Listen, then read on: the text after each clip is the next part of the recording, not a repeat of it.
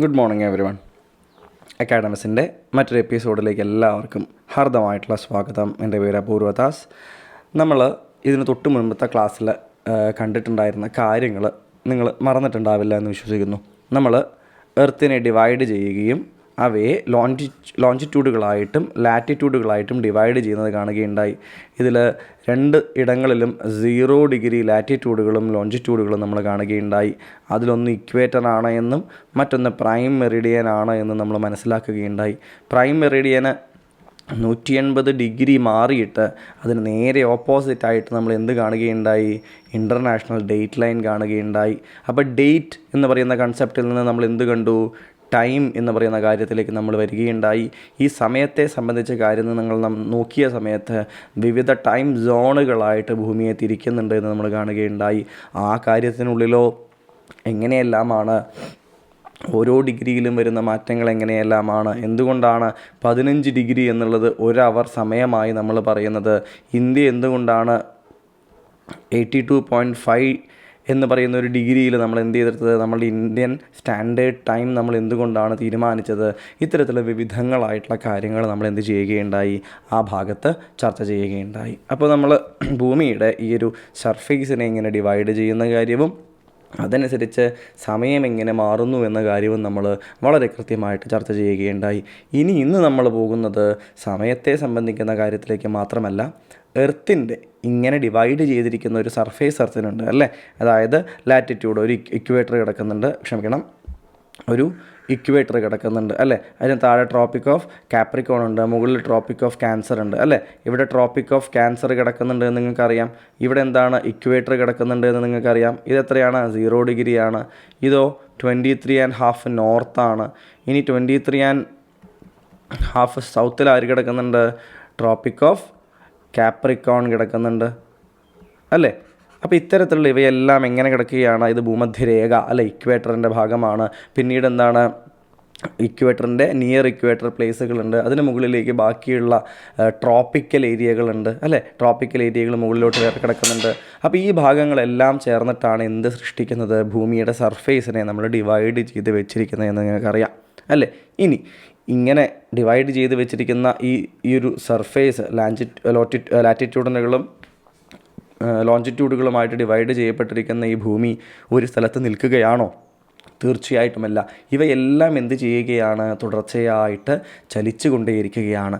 ആ ചലനങ്ങൾ, ഭൂമിയുടെ ആ മൂവ്മെൻറ്റുകളെക്കുറിച്ചും ഹൗ ദ എർത്ത് മൂവ്സ് എന്ന കാര്യവും ആ മൂവ്മെൻറ്റുകൾ എങ്ങനെയെല്ലാമാണ് മനുഷ്യൻ്റെയും മറ്റ് ജീവജാലങ്ങളെയും ഭൂമിയുടെ സർഫേസിൽ സ്വാധീനിക്കുന്നത് എന്ന കാര്യവുമാണ് നമ്മൾ ഇന്നത്തെ ക്ലാസ്സിൽ കാണാനായിട്ട് പോകുന്നത്. മനസ്സിലായോ? അപ്പോൾ how in what all ways earth moves and how these movements of the earth is reflected, അല്ലെങ്കിൽ എങ്ങനെയാണ് അവ സ്വാധീനിക്കുന്നത് നമ്മളുടെ ജീവിതത്തിനെ എന്നതാണ് നമ്മൾ കാണാനായിട്ട് പോകുന്നത്. അപ്പോൾ നോക്കൂ, എങ്ങനെയെല്ലാമാണ് എർത്തിൻ്റെ മൂവ്മെൻറ്റ്സ് ഓഫ് ദ എർത്ത് എങ്ങനെയെല്ലാമാണ് എർത്തിൻ്റെ മൂവ്മെൻറ്റ്സ് എന്ന് നോക്കുകയാണെന്നുണ്ടെങ്കിൽ നമുക്ക് മനസ്സിലാക്കാൻ സാധിക്കും. 2 തരത്തിലുള്ള പ്രധാനപ്പെട്ട മൂവ്മെൻറ്റുകൾ എർത്ത് നടക്കാറുണ്ട്. There are 2 distinct ways in which the earth moves. ഏതെല്ലാമാണത്? ഒന്ന് റൊട്ടേഷണൽ മൂവ്മെൻ്റ് ആണ്, അഥവാ ഭ്രമണമാണ്. മറ്റൊന്ന് റെവല്യൂഷനാണ്, അതേതാണ്? പരിക്രമണമാണ്. അതായത് ഭൂമി എന്ന് പറയുന്നത് ഇതാണ് നമ്മളുടെ ഭൂമി എന്ത് ചെയ്യുന്നുണ്ട്? സ്വയം കറങ്ങുന്നുണ്ട്. അതിനൊപ്പം തന്നെ എന്ത് ചെയ്യുന്നുണ്ട്? സൂര്യന് ചുറ്റും എന്ത് ചെയ്യുന്നുണ്ട്? സൂര്യനെ പരിക്രമണം ചെയ്യുകയും ചെയ്യുന്നുണ്ട് അല്ലേ. സൂര്യനെ എന്ത് ചെയ്യുന്നുണ്ട്? പരിക്രമണം ചെയ്യുകയും ചെയ്യുന്നുണ്ട്.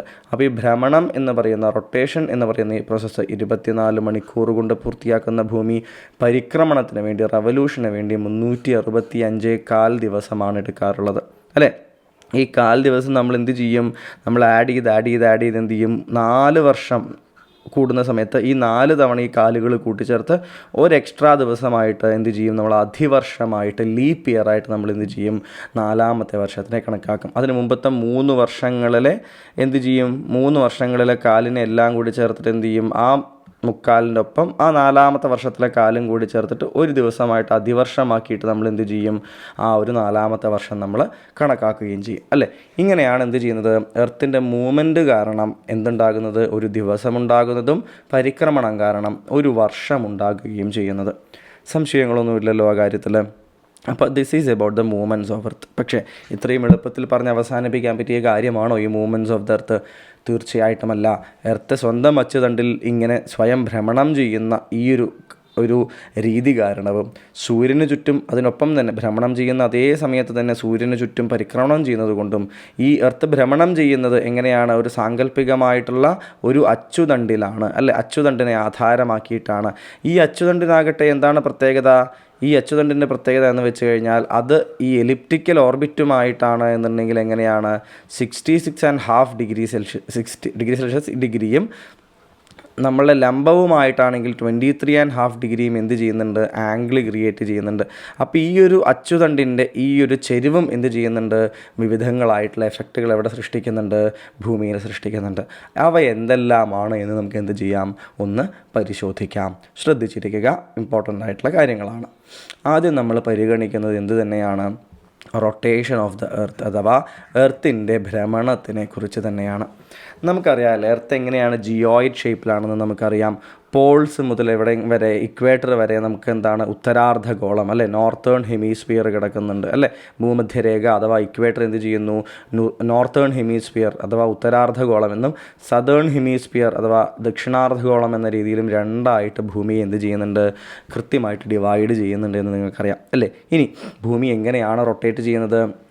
Earth rotates from west to east. പടിഞ്ഞാറ് നിന്ന് കിഴക്കോട്ടാണ് എന്ത് ചെയ്യുന്നത്? ഭൂമി കറങ്ങുന്നത്. തന്മൂലമാണ് സൂര്യൻ കിഴക്കുതിച്ചിട്ട് പടിഞ്ഞാറോട്ട് സഞ്ചരിക്കുന്നത് പോലെ നമുക്ക് എന്ത് ചെയ്യുന്നത്? തോന്നുന്നത് എന്ന് നിങ്ങൾക്കറിയാം, അല്ലേ? ഇനി നമ്മൾ നോർത്ത് പോളിൻ്റെ അവിടെ പോയിട്ട് താഴത്തേക്ക് നോക്കുകയാണെങ്കിൽ എങ്ങനെയായിരിക്കും നമുക്ക് ഭൂമി കറങ്ങുന്നതായിട്ട് തോന്നുക? കൗണ്ടർ ക്ലോക്ക് വൈസ് കറങ്ങുന്നതായിട്ട് തോന്നും. എങ്ങനെ തോന്നും? Which means counter clock vice as viewed from above the north Paul. അത് നിങ്ങൾക്ക് മനസ്സിലാക്കാമല്ലോ. ഭൂമി ഇതാ ഇങ്ങനെയാണ് കറങ്ങുന്നത്.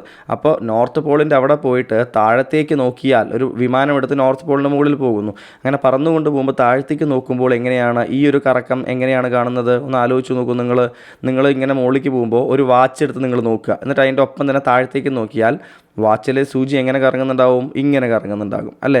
എർത്ത് കറങ്ങുന്നത് എങ്ങനെയാണ്? അതിൻ്റെ നേരെ ഓപ്പോസിറ്റ് ആയിട്ട് ഇങ്ങനെയാണ് കറങ്ങുന്നുണ്ടാവുക, അല്ലേ? അപ്പോൾ കൗണ്ടർ ക്ലോക്ക് വൈസ് ആയിട്ടായിരിക്കും നമ്മൾ മുകളിൽ നിന്ന് നോക്കുമ്പോൾ, നോർത്ത് പോളിൽ നിന്ന് നോക്കുമ്പോൾ നമുക്ക് എന്ത് ചെയ്യുന്നത്?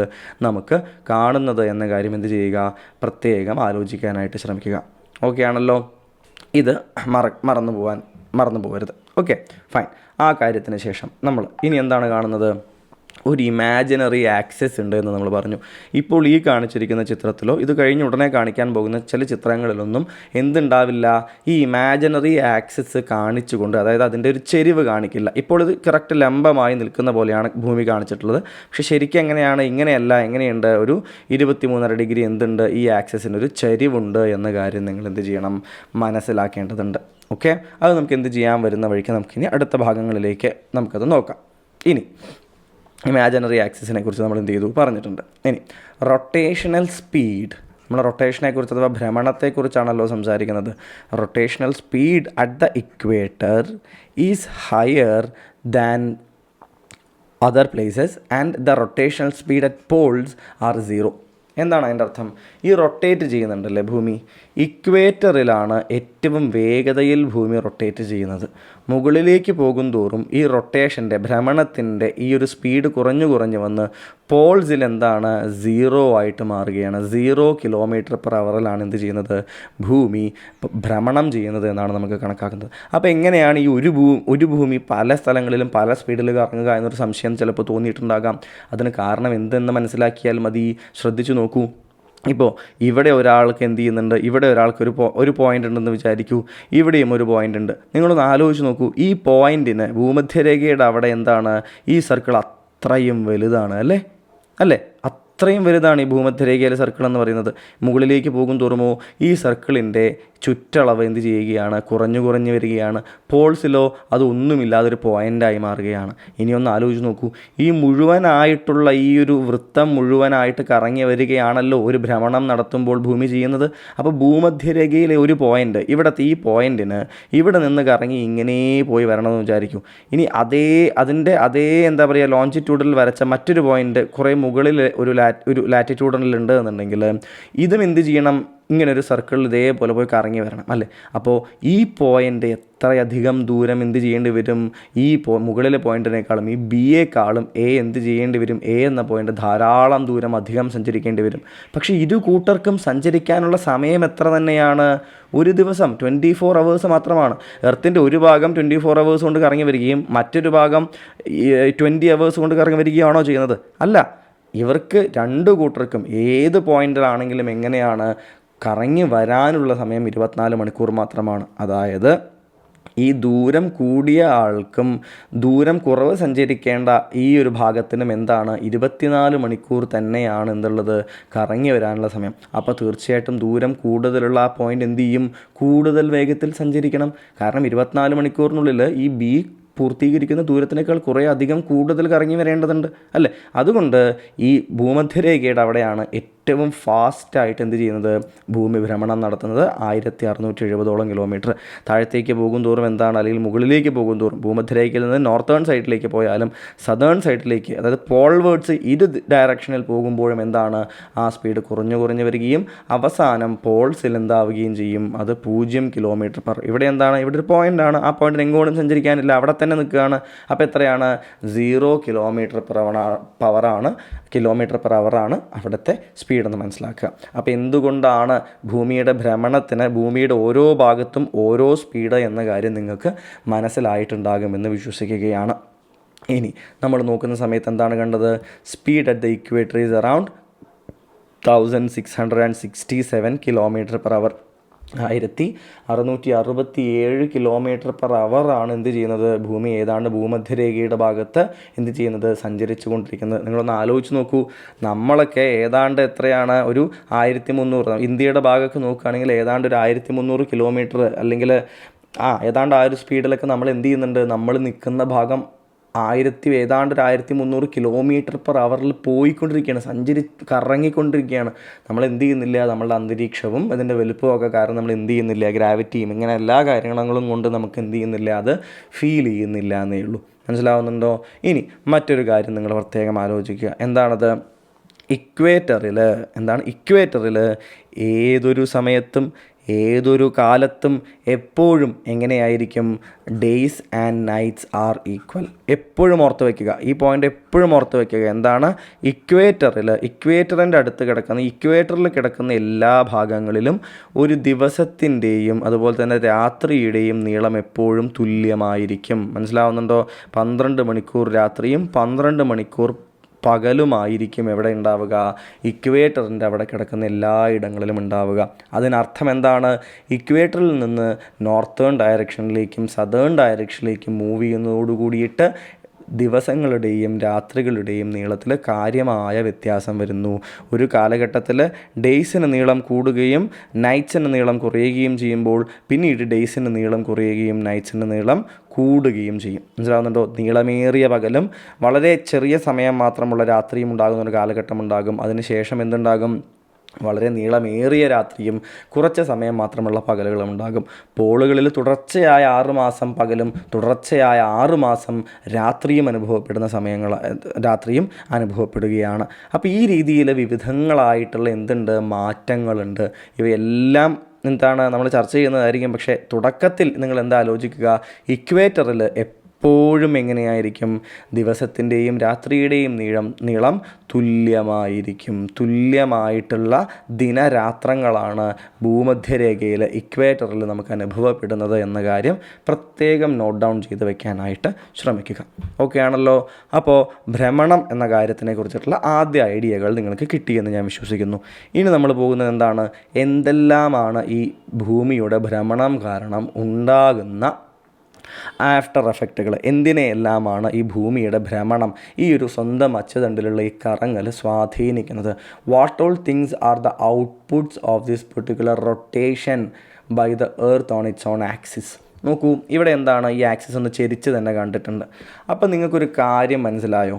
എന്താണ്, ഇവിടെ നോക്കൂ, ഇങ്ങനെ ഭൂമി ചെരിഞ്ഞിട്ടിരുന്നിട്ട് സൂര്യൻ ഇവിടെയാണ് അല്ലേ, സൂര്യൻ എന്ത് ചെയ്യും, ഭൂമി ഇങ്ങനെ ചുറ്റിക്കൊണ്ടേയിരിക്കുന്നത് നിങ്ങൾക്കറിയാമല്ലോ. ഞാൻ ഇവിടെ മുതൽ തന്നെ സീസൺസ്, ഋതുക്കൾ, സീസൺസ് അഥവാ ഋതുക്കളുടെ ഒരു ഐഡിയ ഞാൻ പലയിടങ്ങളിലായിട്ട് എന്ത് ചെയ്യും പറഞ്ഞു പോകും. കാരണം അപ്പോൾ 2-3 തവണ ശരിക്കും ഋതുക്കളെക്കുറിച്ച് പറയുന്ന അവിടേക്ക് എത്തുമ്പോഴേക്കും 2-3 തവണ അതിനൊരു കൺസെപ്റ്റ് കേട്ടാൽ നിങ്ങളുടെ മനസ്സിലത് ഉറയ്ക്കും. അതുകൊണ്ടാണ് ഞാൻ ഇടയ്ക്കിടയ്ക്ക് അത് പറഞ്ഞു പോകാൻ പോകുന്നത്. ഓക്കെ, അതായത് റൊട്ടേഷൻ്റെ സമയത്ത് തന്നെ ഞാനത് തുടങ്ങും. ഓക്കെ, അതായത് ഇപ്പം എങ്ങനെയാണ് കിടക്കുന്നത് നോക്കൂ. ഈ അച്ചുതണ്ട് ഇങ്ങനെ ചെരിഞ്ഞാണ് കിടക്കുന്നത് അല്ലേ. അപ്പോൾ നിങ്ങളൊരു കാര്യം ശ്രദ്ധിച്ചിരുന്നു കൂട്ടുകാരെ, സൂര്യൻ ഇവിടെ നിന്ന് ഇങ്ങോട്ടാണ് അല്ലേ. അപ്പോൾ അത് സൂര്യൻ്റെ ഈ വശത്താണ് ഭൂമി. ഇനി കുറച്ച് കഴിഞ്ഞാൽ എന്ത് ചെയ്യും, ഈ ഭൂമി ഇങ്ങനെ കറങ്ങിക്കൊണ്ടേയിരിക്കുകയാണ്. അതായത് എല്ലാ ഭാഗത്തും എന്താണ്, ഇങ്ങനെ വെളിച്ചവും ഇരുട്ടും മാറി മാറി വരും അല്ലേ. ഇനി ഈ എർത്ത് ഇങ്ങനെ കറങ്ങി ഇങ്ങോട്ട് പോയാൽ എന്ത് ചെയ്യും, ഇപ്പുറത്തെ വശത്തെത്തും അല്ലേ, എത്തുമല്ലോ. അപ്പോഴും പക്ഷേ അച്ചുതണ്ട് എങ്ങനെ തന്നെ ചെരിഞ്ഞായിരിക്കും ഉണ്ടാവുക, ഇങ്ങനെ തന്നെ ചെരിഞ്ഞായിരിക്കും ഉണ്ടാവുക. ഇതേ ഷേപ്പിലായിരിക്കും എന്ത് നിൽക്കുന്നുണ്ടാവുക, ഭൂമി നിൽക്കുന്നുണ്ടാവുക അല്ലേ. അപ്പോൾ ഒന്ന് ആലോചിച്ച് നോക്കൂ കൂട്ടുകാരെ, നിങ്ങൾ ഇപ്പോൾ ഇങ്ങനെ ചെരിഞ്ഞ് നിൽക്കുന്ന കാരണം എപ്പോഴും എന്താണ്, ഈ ഒരു സ്പിരിക്കൽ ഷേപ്പ് ജിയോയിഡ് ഷേപ്പിൽ എന്തായിരിക്കും, പകുതി ഭാഗം എപ്പോഴും വെളിച്ചത്തിലായിരിക്കും, പകുതി ഭാഗം എപ്പോഴും ഇരുട്ടിലായിരിക്കും അല്ലേ. നിങ്ങൾക്ക് ഊഹിക്കാൻ ഒരു ടോർച്ച് എടുത്തിട്ട് നിങ്ങളെന്താണ് ഒരു ബോൾ ഇങ്ങനെ തൂക്കിയിട്ടു നിങ്ങൾ, എന്നിട്ട് ഇവിടെ നിന്ന് എന്താണ് ഒരു ടോർച്ച് എടുത്തിട്ട് എന്ത് ചെയ്യുകയാണ്, വെളിച്ചം അടിച്ചു കഴിഞ്ഞാൽ എന്ത് സംഭവിക്കും, ഈ ബോളിൻ്റെ പകുതിയിൽ എന്തായിരിക്കും, വെളിച്ചമായിരിക്കും, ബാക്കി പകുതി എന്തായിരിക്കും, നല്ല കട്ട ഇരുട്ടായിരിക്കും അല്ലേ. അതെപ്പോഴും സ്വാഭാവികമായിട്ടുള്ള നമുക്ക് സംഭവിക്കുന്ന ഒരു കാര്യമാണ്. ഇതുപോലെ തന്നെയാണ് എവിടെയുള്ളത്, സൂര്യനിൽ നിന്ന് വെളിച്ചവും ബാധിക്കുന്നത്. ഈ ഗോളത്തിൻ്റെ ഈ അറ്റത്തെ ഈ പോയിൻ്റ് മുതൽ ഈ പോയിൻ്റ് വരേക്ക് ഇപ്പുറത്തെ ഭാഗം മുഴുവൻ എന്തായിരിക്കും, ഇവിടെയൊക്കെ എന്തായിരിക്കും, പകലായിരിക്കും, ഈ ഭാഗം മുഴുവൻ ഇരുട്ടുമായിരിക്കും ആണല്ലോ. അപ്പോൾ നിങ്ങൾ നോക്കൂ, ശരിക്കും ഇവിടെയാണ് ഈ ആക്സിസ് ഉള്ളത്, ഇങ്ങനെയാണ് ശരിക്കും നേരിട്ട് 90 ഡിഗ്രി തന്നെയാണ് ആക്സിസ് ഉള്ളത് എന്നുണ്ടെങ്കിൽ എന്താവുമായിരുന്നു, കറക്റ്റ് ഭൂമിയുടെ എന്താ പറയുക, പോൾസ് ഇവിടെ വരുമായിരുന്നു അല്ലേ. പോൾസ് രണ്ടും എവിടെ വരുമായിരുന്നു, ഇവിടെ വരുമായിരുന്നു. എന്നിട്ട് എങ്ങനെയാവുമായിരുന്നു ഭൂമിയുടെ ഒരു സ്ഥിതി എന്ന് പറയുന്നത്, കറക്റ്റായിട്ടുള്ള ഭൂമിയിൽ എപ്പോഴും എങ്ങനെയായിരിക്കും, തുല്യമായിട്ടുള്ള ദിവസങ്ങളുടെ നീളങ്ങളും രാത്രികളും വരുമായിരുന്നു അല്ലേ. പക്ഷേ ഈ ചരിവ് കാരണം എന്തുണ്ടാകുന്നുണ്ട്, അങ്ങനെയല്ലാത്തൊരു മാറ്റം ഉണ്ടാകുന്നുണ്ട്. അതെന്ത് ചെയ്യാം, നിങ്ങളോട് പറയാം. ഒരു കാര്യം മാത്രം ഇപ്പോൾ ശ്രദ്ധിക്കുക, ഭൂമി ഇപ്പോൾ ഇങ്ങനെ നിൽക്കുമ്പോൾ നോർത്ത് പോളിൻ്റെ അവിടെ എന്തുണ്ട്, ഇരുട്ട് വരുന്നുണ്ട്. സൗത്ത് പോളോ എപ്പോഴും എങ്ങനെയായിരിക്കുന്നത്, വെളിച്ചത്തിലാണ് ഇരിക്കുന്നത്. ഇനി ഇത് നേരെ ഇങ്ങോട്ട് ചെരിഞ്ഞ് നേരത്തെ പറഞ്ഞ പോലെ ഇങ്ങോട്ട് വന്നാലോ, ഇതുപോലെ തന്നെ എന്ത് കിടക്കുന്നുണ്ട്, ഭൂമി കിടക്കുന്നുണ്ട്. ഇങ്ങനെ സൂര്യൻ്റെ വെളിച്ചം അപ്പോൾ ഇങ്ങോട്ടാണ് വരുന്നുണ്ടാവുക അല്ലേ. ആ സമയത്ത് എങ്ങനെ വരും, ആ സമയത്ത് ഇതുപോലെ എന്ത് ചെയ്യും, ഇങ്ങനെ ഒരു ഡിവിഷൻ വരും. പക്ഷേ ഈ ഭാഗമായിരിക്കും മുഴുവൻ ഇരുട്ട്. അതായത് സൗത്ത് പോളിൽ അപ്പോൾ എന്തായിരിക്കും, മുഴുവൻ ഇരുട്ടായിരിക്കും, നോർത്ത് പോളിൽ ആകെ വെളിച്ചമായിരിക്കും. ഇപ്പോൾ എങ്ങനെയാണ്, നോർത്ത് പോൾ ആകെ ഇരുട്ടാണ്, സൗത്ത് പോൾ ആകെ എന്താണ്, വെളിച്ചവുമാണ്. അപ്പോൾ ഈ ഒരു ചെരിവ് എന്ത് ചെയ്യുന്നുണ്ട്, ഈ രീതിയിൽ ഓരോ വർഷവും എന്ത് ചെയ്യുന്നുണ്ട്, പല മാറ്റങ്ങളും ഉണ്ടാക്കുന്നുണ്ട്. ഈ ചെരിവിനെക്കുറിച്ചും മറ്റും എന്ത് ചെയ്യുക, ഓർത്ത് വയ്ക്കുക. ഡീറ്റെയിൽ ആയിട്ട് നമ്മൾ ഒന്നുകൂടി അത് കാണുന്നതായിരിക്കും. ഇനി നമ്മൾ തിരിച്ച് എർത്തിൻ്റെ റൊട്ടേഷനിലേക്ക് തന്നെ വരികയാണ് എന്നുണ്ടെങ്കിൽ, what are the implications of the rotation. റൊട്ടേഷനെ കുറിച്ച് നമ്മൾ ജനറലി ഉള്ള ഐഡിയകൾ നമ്മൾ പറഞ്ഞിരുന്നു അല്ലേ. ഇനി നമ്മൾ നോക്കുന്ന സമയത്ത് റൊട്ടേഷൻ കാരണം ഉണ്ടാകുന്ന ഒന്നാമത്തെ വളരെ വിസിബിളായിട്ടുള്ള മാറ്റം എന്താണ്, രാവും പകലും ഉണ്ടാകുന്നു അല്ലേ. ഒരേ ഭാഗത്ത് തന്നെ, ഇപ്പോൾ ആഫ്രിക്കയുടെ ഈ ഒരു ഭാഗം ഇപ്പോൾ പകലിലാണ് നിൽക്കുന്നത്. ഭൂമി എന്ത് ചെയ്യും, ഇങ്ങോട്ട് കറങ്ങിപ്പോകും അല്ലേ. ഇങ്ങോട്ട് എന്ത് ചെയ്യും, കറങ്ങിക്കൊണ്ടേ പോകും എല്ലാ ഭാഗങ്ങളും. അപ്പോൾ എന്ത് ചെയ്യും, കുറച്ച് കഴിഞ്ഞാൽ ഈ പോയിൻ്റ് എവിടേക്ക് എത്തും, ഇരുട്ടിനുള്ളിലേക്ക് കയറും അല്ലേ. അപ്പോൾ പകൽ കഴിഞ്ഞിട്ട് എന്ത് ചെയ്യും, ഇരുട്ട് അനുഭവപ്പെടും. പിന്നെയും തിരിച്ചെന്ത് ചെയ്യും, പകലിലേക്ക് തന്നെ വരും. അതായത് എന്ത് സംഭവിക്കുകയാണ്, എന്തുകൊണ്ടാണ് നിങ്ങൾ, അപ്പോൾ ഒരു ഭാഗം മാത്രം ഫുൾ ടൈം എന്തായിക്കോട്ടെ, പകലിരുന്നാൽ പോരായിരുന്നോ, മറുഭാഗം രാത്രി ഇരുന്നോട്ടെ. രാത്രി വേണ്ടവർക്ക് രാത്രിയും കിട്ടും, പകൽ വേണ്ടവർക്ക് പകലും കിട്ടും, അങ്ങനെ ഇരുന്നൂടെ. പക്ഷേ അതിൻ്റെ അപകടം നിങ്ങൾക്ക് മനസ്സിലാവാഞ്ഞിട്ടാണ്. എന്താണ് പ്രശ്നം, ഇങ്ങനെ കറങ്ങുന്നത് കൊണ്ടാണ് എന്ത് നടക്കുന്നത്, ഒരു ഹീറ്റിൻ്റെ ബാലൻസ് എന്താ നടക്കുന്നത്, താപം ഒരു എനർജി ആണല്ലോ. അപ്പോൾ സൂര്യരശ്മികൾ എന്താണ്, ഈ സർഫേസിനെ പകൽ സമയത്ത് ചൂടാക്കിക്കൊണ്ടേയിരിക്കും. രാത്രിയാകുമ്പോഴോ ഈ രശ്മികൾക്ക് എവിടെ എത്താൻ പറ്റുന്നില്ല, തണുക്കും, സർഫേസ് തണുക്കും, വീണ്ടും എന്ത് ചെയ്യും, ചൂടാവും, വീണ്ടും തണുക്കും. ഇങ്ങനെ നടന്നുകൊണ്ടിരിക്കുന്നത് കാരണമാണ് എന്ത് ചെയ്യുന്നത്, എർത്ത് ഒരു ഹാബിറ്റബിൾ ആയിട്ടുള്ള സ്ഥലമായി മാറുന്നത്. എന്താണ് ഹാബിറ്റബിൾ എന്ന് പറഞ്ഞു വെച്ചാൽ, താമസിക്കാൻ പറ്റുന്നൊരു സ്ഥലമായി മാറിയത്. ഒരു ഭാഗം മാത്രം സ്ഥിരമായി ചൂട് കൊണ്ടുകൊണ്ടേയിരിക്കുകയാണ് എന്നുണ്ടായിരുന്നെങ്കിൽ മിക്കവാറും എന്താവുമായിരുന്നു, ഈ ഭാഗം മുഴുവൻ നമുക്ക് സഹിക്കാൻ പറ്റാത്ത ചൂടുള്ളൊരു ഭാഗവും ഈ ഭാഗം മുഴുവൻ എന്താണ്, കോൾഡായിട്ടുള്ള ഐസ് കോൾഡായിട്ടുള്ള ഭാഗവുമായിരുന്നു. അതായത് ചെടികൾ വളരില്ല, പ്രകാശ സംശ്ലേഷണം മര്യാദയ്ക്ക് നടക്കില്ല, ജലദൗർലഭ്യമുണ്ടാകും. ഈ രീതിയിൽ ഇരുഭാഗങ്ങളും 2 ഭാഗങ്ങളും എന്തായി മാറിയേനെ? മനുഷ്യന് ജീവിക്കാൻ പറ്റാത്ത ഇടങ്ങളായി മാറിയേനെ. ഭൂമി കറങ്ങുകയില്ലായിരുന്നു എന്നുണ്ടെങ്കിൽ. സോ രാത്രിയും പകലും സൃഷ്ടിച്ചുകൊണ്ട് ഭൂമി ഇങ്ങനെ കറങ്ങുന്നത് നമുക്ക് എന്ത് സഹായകരമാണ്? നമ്മളുടെ ഭൂമിയിൽ ജീവൻ നിലനിൽക്കാനായിട്ട് ഏറ്റവും സഹായകരമാണ്. ഇനി എർത്തിൻ്റെ റൊട്ടേഷൻ കാരണം അപ്പോൾ ഒന്നാമത്തെ കണ്ടു. രണ്ടാമത്തെ, വിൻഡിൻ്റെയും ഓഷ്യാനിക് കറണ്ടുകളുടെയും ഡയറക്ഷൻ എന്ത് ചെയ്യുന്നുണ്ട്? മാറ്റം വരുത്തുന്നുണ്ട്. ആര്? ഈ ഭൂമിയുടെ കറക്കം. എന്താണ് ഈ മാറ്റത്തിന് കാരണമെന്നറിയാമോ നിങ്ങൾക്ക്? അതിൻ്റെ പേരാണ് കൊറിയോളിസ് ഫോഴ്സ്. എന്താണ്? കൊറിയോളിസ് ഫോഴ്സാണ് എന്ത് ചെയ്യുന്നത്? ഈ ഒരു ചേഞ്ചിന് കാരണമാകുന്നത്. എന്താണ് കൊറിയോളിസ് ഫോഴ്സ് എന്ന് നിങ്ങൾക്കറിയാമോ? അതായത് ഇപ്പോൾ ഭൂമിയെ നമുക്ക് എങ്ങനെ ഡിവൈഡ് ചെയ്യാം? ഇങ്ങനെ ഭൂമധ്യരേഖയുണ്ട് അല്ലേ? ഇവിടെ എന്താണ്? മുകൾ ഭാഗം നോർത്തേൺ ഹെമിസ്ഫിയർ ആണ്, താഴ്ഭാഗം സദേൺ ഹെമിസ്ഫിയറുമാണ്. നോർത്തേൺ ഹെമിസ്ഫിയറിൽ മൂവ് ചെയ്യുന്ന, അത് കാറ്റാകട്ടെ കറണ്ടാകട്ടെ, അതായത് സമുദ്രത്തിലൂടെ ഒഴുകുന്ന കറണ്ടുകളാകട്ടെ അല്ലെങ്കിൽ അന്തരീക്ഷത്തിൽ കൂടെ പോകുന്ന കാറ്റാകട്ടെ, എന്തിനേയും എന്ത് ചെയ്യും? അതിനെ വലതുവശത്തേക്ക് ഇതെന്ത് ചെയ്യും? ചരിച്ചു വിടുന്നു. മനസ്സിലാവുന്നുണ്ടോ? എർത്തിൻ്റെ ഈ റൊട്ടേഷൻ കാരണം എന്താണ് സംഭവിക്കുന്നത്? ഏതൊരു വസ്തുവിനെയും എന്ത് ചെയ്യുകയാണ്? നോർത്തേൺ ഹെമിസ്ഫിയറിൽ വലതുവശത്തേക്കും സദേൺ ഹെമിസ്ഫിയറിലേക്ക് എവിടേക്കാണ്? സദേൺ ഹെമിസ്ഫിയറിലേക്ക് എവിടേക്കാണ്? സദേൺ ഹെമിസ്ഫിയറിൽ ഇടതുവശത്തേക്കും എന്ത് ചെയ്യുകയാണ്? ചരിച്ചു വിടുകയാണ് ഈ കൊറിയോളിസ് ഫോഴ്സ്. ഇതെന്ത് ചെയ്യുന്നുണ്ട്? കാറ്റുകളുടെ ഡയറക്ഷനെയും ഓഷ്യൻ കറണ്ടുകളുടെ ഡയറക്ഷനെയും ശക്തമായിട്ട് സ്വാധീനിക്കുന്നുണ്ട്. പറഞ്ഞ കാര്യം മനസ്സിലായോ നിങ്ങൾക്ക്? അപ്പോൾ കൊറിയോളിസ് ഫോഴ്സ് എന്തിനാണ് കാരണമാകുന്നത്? കൊറിയോളിസ് ഫോഴ്സ് ഈ രീതിയിൽ കാറ്റുകളുടെ ഡയറക്ഷനെയും ഓഷ്യൻ കറണ്ടുകളുടെ ഡയറക്ഷനെയും എന്ത് ചെയ്യുന്നു? മാറ്റിവിടുന്നു. അവയുടെ ഡയറക്ഷനുകൾ നിശ്ചയിക്കുന്നതിൽ പ്രധാന പങ്ക് വഹിക്കുന്നു. അപ്പോൾ ഈ കൊറിയോളിസ് ഫോഴ്സ് എവിടെ നിന്നാണ് ഉണ്ടാകുന്നത്? അത് എർത്തിൻ്റെ റൊട്ടേഷൻ കാരണമാണ് ഉണ്ടാകുന്നത്. നോർത്തേൺ ഹെമിസ്ഫിയറിൽ ഈ കൊറിയോളിസ് ഫോഴ്സ് ഏതൊരു വസ്തുവിനെയും റൈറ്റ് സൈഡിലേക്ക് എന്ത് ചെയ്യുന്നു? തിരിച്ചു വിടുന്നു. സദേൺ ഹെമിസ്ഫിയറിൽ കൊറിയോളിസ് ഫോഴ്സ് എന്തിനേയും എന്ത് ചെയ്യുന്നു? ലെഫ്റ്റ് സൈഡിലേക്ക് എന്ത് ചെയ്യുന്നു? ചരിച്ചു വിടുന്നു. മനസ്സിലായോ നിങ്ങൾക്ക്? നോർത്തേൺ ഹെമിസ്ഫിയറിൽ കൊറിയോളിസ് ഫോഴ്സ് ഏതൊരു വസ്തുവിനെയും റൈറ്റ് സൈഡിലേക്കും, സദേൺ ഹെമിസ്ഫിയറിൽ കൊറിയോളിസ് ഫോഴ്സ് ഏതൊന്നിനെയും ലെഫ്റ്റ് സൈഡിലേക്കും. പ്രധാനമായിട്ടും എന്താണ്? വിൻഡ്, എന്താണ്? കാറ്റുകളെയും സമുദ്രത്തിലെ കറണ്ടുകളെയുമാണ് എന്ത് ചെയ്യുന്നത്? ഈ രീതിയിൽ കൊറിയോളിസ് ഫോഴ്സ് ശക്തമായി സ്വാധീനിക്കുന്നത്. മനസ്സിലാകുന്നുണ്ടോ? ഈ കാര്യം കൃത്യമായിട്ട് ഓർത്തിരിക്കുക. മറ്റൊരു കാര്യം, മൂന്നാമതായിട്ടുള്ളത് ഏതാണ്? Rise and fall of tides everyday. വേലിയേറ്റവും വേലിയിറക്കവുമുണ്ട്. മനസ്സിലാവുന്നുണ്ടോ? വേലിയേറ്റവും വേലിയിറക്കവും ഉണ്ടാകാറുണ്ട്. എർത്തിൻ്റെ ഈ റൊട്ടേഷൻ ഉള്ളത് കാരണമാണ് ലോകത്തിലെ വിവിധ ഇടങ്ങളിലായിട്ട് എന്ത് ചെയ്യുന്നത്? നമുക്കിത്തരം വേലിയേറ്റങ്ങളും വേലിയിറക്കങ്ങളും കാണാൻ കഴിയുന്നത് അല്ലേ? അപ്പം മൂണിൻ്റെയും ഒരു ചെറിയ പരിധിയിൽ എന്താണ്? സൂര്യൻ്റെയും സണ്ണിൻ്റെയും സ്വാധീനങ്ങളാണ് എന്ത് ചെയ്യുന്നത്? ടൈഡുകളെ സൃഷ്ടിക്കുന്നത്. അതിനെക്കുറിച്ച് നമുക്ക് ഡീറ്റെയിൽഡ് ആയിട്ട് പിന്നീട് കാണാം. അതുപോലെ തന്നെ എന്താണ്? ഇങ്ങനെ ഭൂമി കറങ്ങുന്നത് കാരണമല്ലേ ഈ സമയം എന്ന് പറയുന്ന കൺസെപ്റ്റ് ഉണ്ടാകുന്നത് കൃത്യമായിട്ട്? അതുകൊണ്ടാണ് എന്തുണ്ടാകുന്നത്? വിവിധ ടൈം സോണുകൾ അല്ലേ? രാവിലെ സമയമാകുമ്പോൾ രാവിലെ ആകണം, പിന്നീട് ഉച്ചയാകണം, പിന്നീട് വൈകുന്നേരമാകണം, പിന്നെ അർദ്ധരാത്രി ആകണം അല്ലേ? ഇവയെല്ലാം എന്തുകൊണ്ടാണ് വരുന്നത്? ഭൂമിയുടെ റൊട്ടേഷൻ കാരണം തന്നെയാണ് വരുന്നത്. So this makes what? Different time zones also. അപ്പോൾ നിങ്ങളൊന്ന് മൊത്തത്തിൽ നോക്കൂ.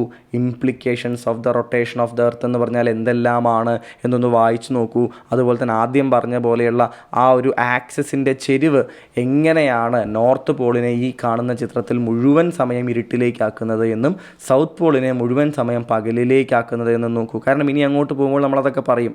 അപ്പോൾ ഈ ചിത്രം നിങ്ങൾ ഓർത്ത് വെക്കണം. മനസ്സിലാവുന്നുണ്ടോ? നോർത്ത് പോൾ മുഴുവൻ ഇരുട്ടിലാകുന്നു എന്ന് പറയുമ്പോൾ നിങ്ങൾ ഈ ആക്സിസ് നേരെ നിൽക്കുകയല്ലേ? അപ്പോൾ വെളിച്ചം വന്ന് വീഴുമ്പോൾ ഒരു പകുതി എന്തായാലും വെളിച്ചം ഉണ്ടാവില്ല നോർത്ത് പോളിൽ എന്ന് വിചാരിക്കരുത്. ഒരു പ്രത്യേക പൊസിഷനിലെത്തുന്ന സമയത്ത് എന്തായിരിക്കും? അങ്ങോട്ട് ചെരിഞ്ഞ് നിൽക്കുന്ന സമയത്ത് നോർത്ത് പോൾ സൂര്യനിൽ നിന്ന് അകന്നായിരിക്കും നിൽക്കുക. അതുകൊണ്ട് എന്തായിരിക്കും? അവിടെ മുഴുവൻ ഇരുട്ടായിരിക്കും. ആ പോൾസിൻ്റെ ആ ഭാഗം, അതായത് അച്ചുതണ്ട് പുറത്തേക്ക് പോകുന്ന ഇടങ്ങളാണ് പോൾസ് എന്ന് പറയുന്നത്. ആ ഭാഗം ഒന്ന് നോക്കുക. അതുപോലെ തന്നെ ഈ സ്ലൈഡിലെ ഈ ഭാഗങ്ങൾ ഒന്നെന്ത് ചെയ്യുക? വളരെ വേഗത്തിലൊന്ന് വായിച്ചു നോക്കൂ.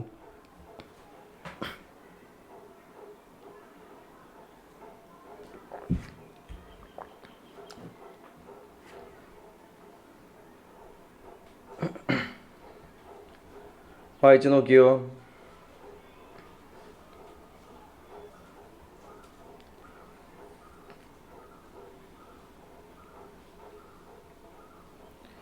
ഓക്കെ. അത്രയും മതി ഞാൻ വിചാരിക്കുകയാണ്. ഇനി നോക്കൂ, നിങ്ങൾ റൊട്ടേഷൻ്റെ ഇംപ്ലിക്കേഷൻ നമ്മൾ കണ്ടിരിക്കുന്നു. ഇനി റെവല്യൂഷൻ്റെ കാര്യത്തിലേക്ക് നമ്മൾ കിടക്കുകയാണ്. ശ്രദ്ധിച്ച് കേൾക്കുക. സീസണുകളെ സംബന്ധിച്ച ചില കാര്യങ്ങൾ നമ്മളിവിടെ ചർച്ച ചെയ്യുന്നതായിരിക്കും. പിന്നീട് നമ്മൾ അതിന് ഫർദർ അതിൻ്റെ ഒരു ഡിസ്കഷൻ കൂടി നടത്തും. അപ്പോൾ എന്താണ് റെവല്യൂഷൻ കൂട്ടുകാർ? എന്താണ് റെവല്യൂഷൻ? വിപ്ലവമല്ല, എന്താണ് പരിക്രമണം. അപ്പോൾ എന്ത് ചെയ്യുകയാണ്? സൂര്യൻ ഇവിടെയുണ്ട് അല്ലേ, വലിപ്പമൊന്നും നിങ്ങൾ കമ്പയർ ചെയ്യേണ്ട, ഭൂമിയുടെ കഥ മനസ്സിലാക്കാൻ വലുതാക്കി കൊടുത്തിരിക്കുകയാണ്. സൂര്യന് ചുറ്റും എന്ത് ചെയ്യുന്നുണ്ട്? ഭൂമി കറങ്ങിക്കൊണ്ടേ പോകുന്നുണ്ട് അല്ലേ. എന്ത് ചെയ്യുന്നു? ഇങ്ങനെ കറങ്ങുകയാണ്. ഭൂമി സ്വയം കറങ്ങുന്നതിനൊപ്പം എന്ത് ചെയ്യുന്നു? സൂര്യന് ചുറ്റും പ്രദക്ഷിണം വയ്ക്കുന്നുണ്ട്. എങ്ങനെയാണ് പ്രദക്ഷിണം വയ്ക്കുന്നത്? എലിപ്റ്റിക്കൽ ഓർബിറ്റിലാണ് പ്രദക്ഷിണം വയ്ക്കുന്നത്. എങ്ങനെയാണ്? എലിപ്റ്റിക്കൽ ഓർബിറ്റിൽ 365 ദിവസവും 5 മണിക്കൂറും 48 മിനിറ്റും 45.51 സെക്കൻഡുകളും എടുത്തുകൊണ്ട് എന്ത് ചെയ്യുകയാണ്? ഭൂമി തൻ്റെ ഒരു പരിക്രമണം സൂര്യന് ചുറ്റും കംപ്ലീറ്റ് ചെയ്യുകയാണ് അല്ലേ. അപ്പോൾ ഈ ഒരു പരിക്രമണത്തിൻ്റെ സമയത്ത് എന്തെല്ലാമാണ് അവിടെ സൃഷ്ടിക്കപ്പെടുന്നത് എന്നതാണ് ചോദ്യം. എന്തെല്ലാമാണ് സൃഷ്ടിക്കപ്പെടുന്നത് നിങ്ങൾക്കറിയാമോ? ഒന്നാമതായിട്ടുണ്ടാകുന്നത് ഋതുഭേദങ്ങൾ അഥവാ സീസണുകളാണ്. എന്താണ്? ഇങ്ങനെ പോകുന്നത് കാരണം എന്ത് സംഭവിക്കുന്നു? ഋതുഭേദങ്ങൾ, സീസണുകൾ ഉണ്ടാകുന്നു. അതുപോലെ തന്നെ variations in the lengths of the day and nights at different times of the year. നിങ്ങൾ ശ്രദ്ധിച്ചിട്ടുണ്ടാകുമെന്ന് ഞാൻ വിശ്വസിക്കുന്നു. ഒരു വർഷത്തിലെ ഒരു പ്രത്യേക സമയമാകുമ്പോൾ സൂര്യൻ അസ്തമിക്കാൻ നല്ലപോലെ വൈകും അല്ലേ. നേരത്തെ സൂര്യൻ ഉദിക്കുകയും വളരെ വൈകി മാത്രം സൂര്യൻ അസ്തമിക്കുകയും ചെയ്യും. ഇപ്പോൾ ഈ ഒരു സമയം മുതൽ ഇനി നോക്കിയാൽ നിങ്ങൾക്ക് മനസ്സിലാകും. ഇപ്പോഴത്തെ ഈ ഒരു സമയത്തൊക്കെ എന്താണ്, ഒരു 6 മണിയൊക്കെ കഴിഞ്ഞ് 6:15 കഴിഞ്ഞാലേ പതുക്കെ എന്താവുള്ളൂ, വെളിച്ചം ഒന്ന് പോയി തുടങ്ങുകയുള്ളൂ. ജൂണിൻ്റെ അടുത്തേക്ക് എത്തുമ്പോഴേക്കും എന്താവും, ഇത് വളരെ വലിയ രീതിയിൽ നമുക്ക് എന്ത് ചെയ്യാൻ പറ്റും, നമുക്ക് വീക്ഷിക്കാൻ കഴിയും. പിന്നെ അതിനുശേഷം പതുക്കെ എന്ത് ചെയ്യും, നേരത്തെ സൂര്യൻ അസ്തമിക്കാൻ തുടങ്ങും. അതായത് പകലിൻ്റെ നീളം എന്ത് ചെയ്യാൻ തുടങ്ങും, പതുക്കെ കുറയാൻ തുടങ്ങും. മനസ്സിലാവുന്നുണ്ടോ? പതുക്കെ പുലരുകയുള്ളൂ, പതുക്കെ എന്താവുകയുള്ളൂ, സൂര്യൻ പതുക്കെ പുലരുകയുള്ളൂ. അതുപോലെ തന്നെ എന്താണ്, നേരത്തെ അസ്തമിക്കുകയും ചെയ്യും. അതായത് പകലിൻ്റെ നീളം കുറയാൻ തുടങ്ങും പതുക്കെ. എന്നിട്ടൊരു ഡിസംബർ സമയമൊക്കെ ആവുന്ന സമയത്ത്, മനസ്സിലാവുന്നുണ്ടോ, ഒരു ഡിസംബർ സമയമൊക്കെ ആവുന്ന സമയത്ത് എന്തായിരിക്കും, വേഗം ഇരുട്ടാകും. അതുപോലെ എന്താകും, വളരെ പതുക്കെ എന്താകുള്ളൂ, നേരം പുലരുകയുമുള്ളൂ. അപ്പോൾ ഈ ഒരു മാറ്റം എന്താ പറയുന്നത്, ഈ ഒരു മാറ്റം ആണ് എന്തെന്ന് പറയുന്നത്, variation in lengths of the day and night എന്ന് പറയുന്നത്. അതായത് ദിനരാത്രങ്ങളുടെ നീളത്തിൽ ഒരു വർഷത്തിൻ്റെ വിവിധ സമയങ്ങളിൽ വ്യതിയാനങ്ങൾ ഉണ്ടാകുന്നു. അതായത് ജൂണിലുള്ള ഡേയുടെ അതേ നീളമായിരിക്കില്ല ഡിസംബറിൽ ഒരു ഡേയുടെ നീളം. മനസ്സിലാകുന്നുണ്ടോ?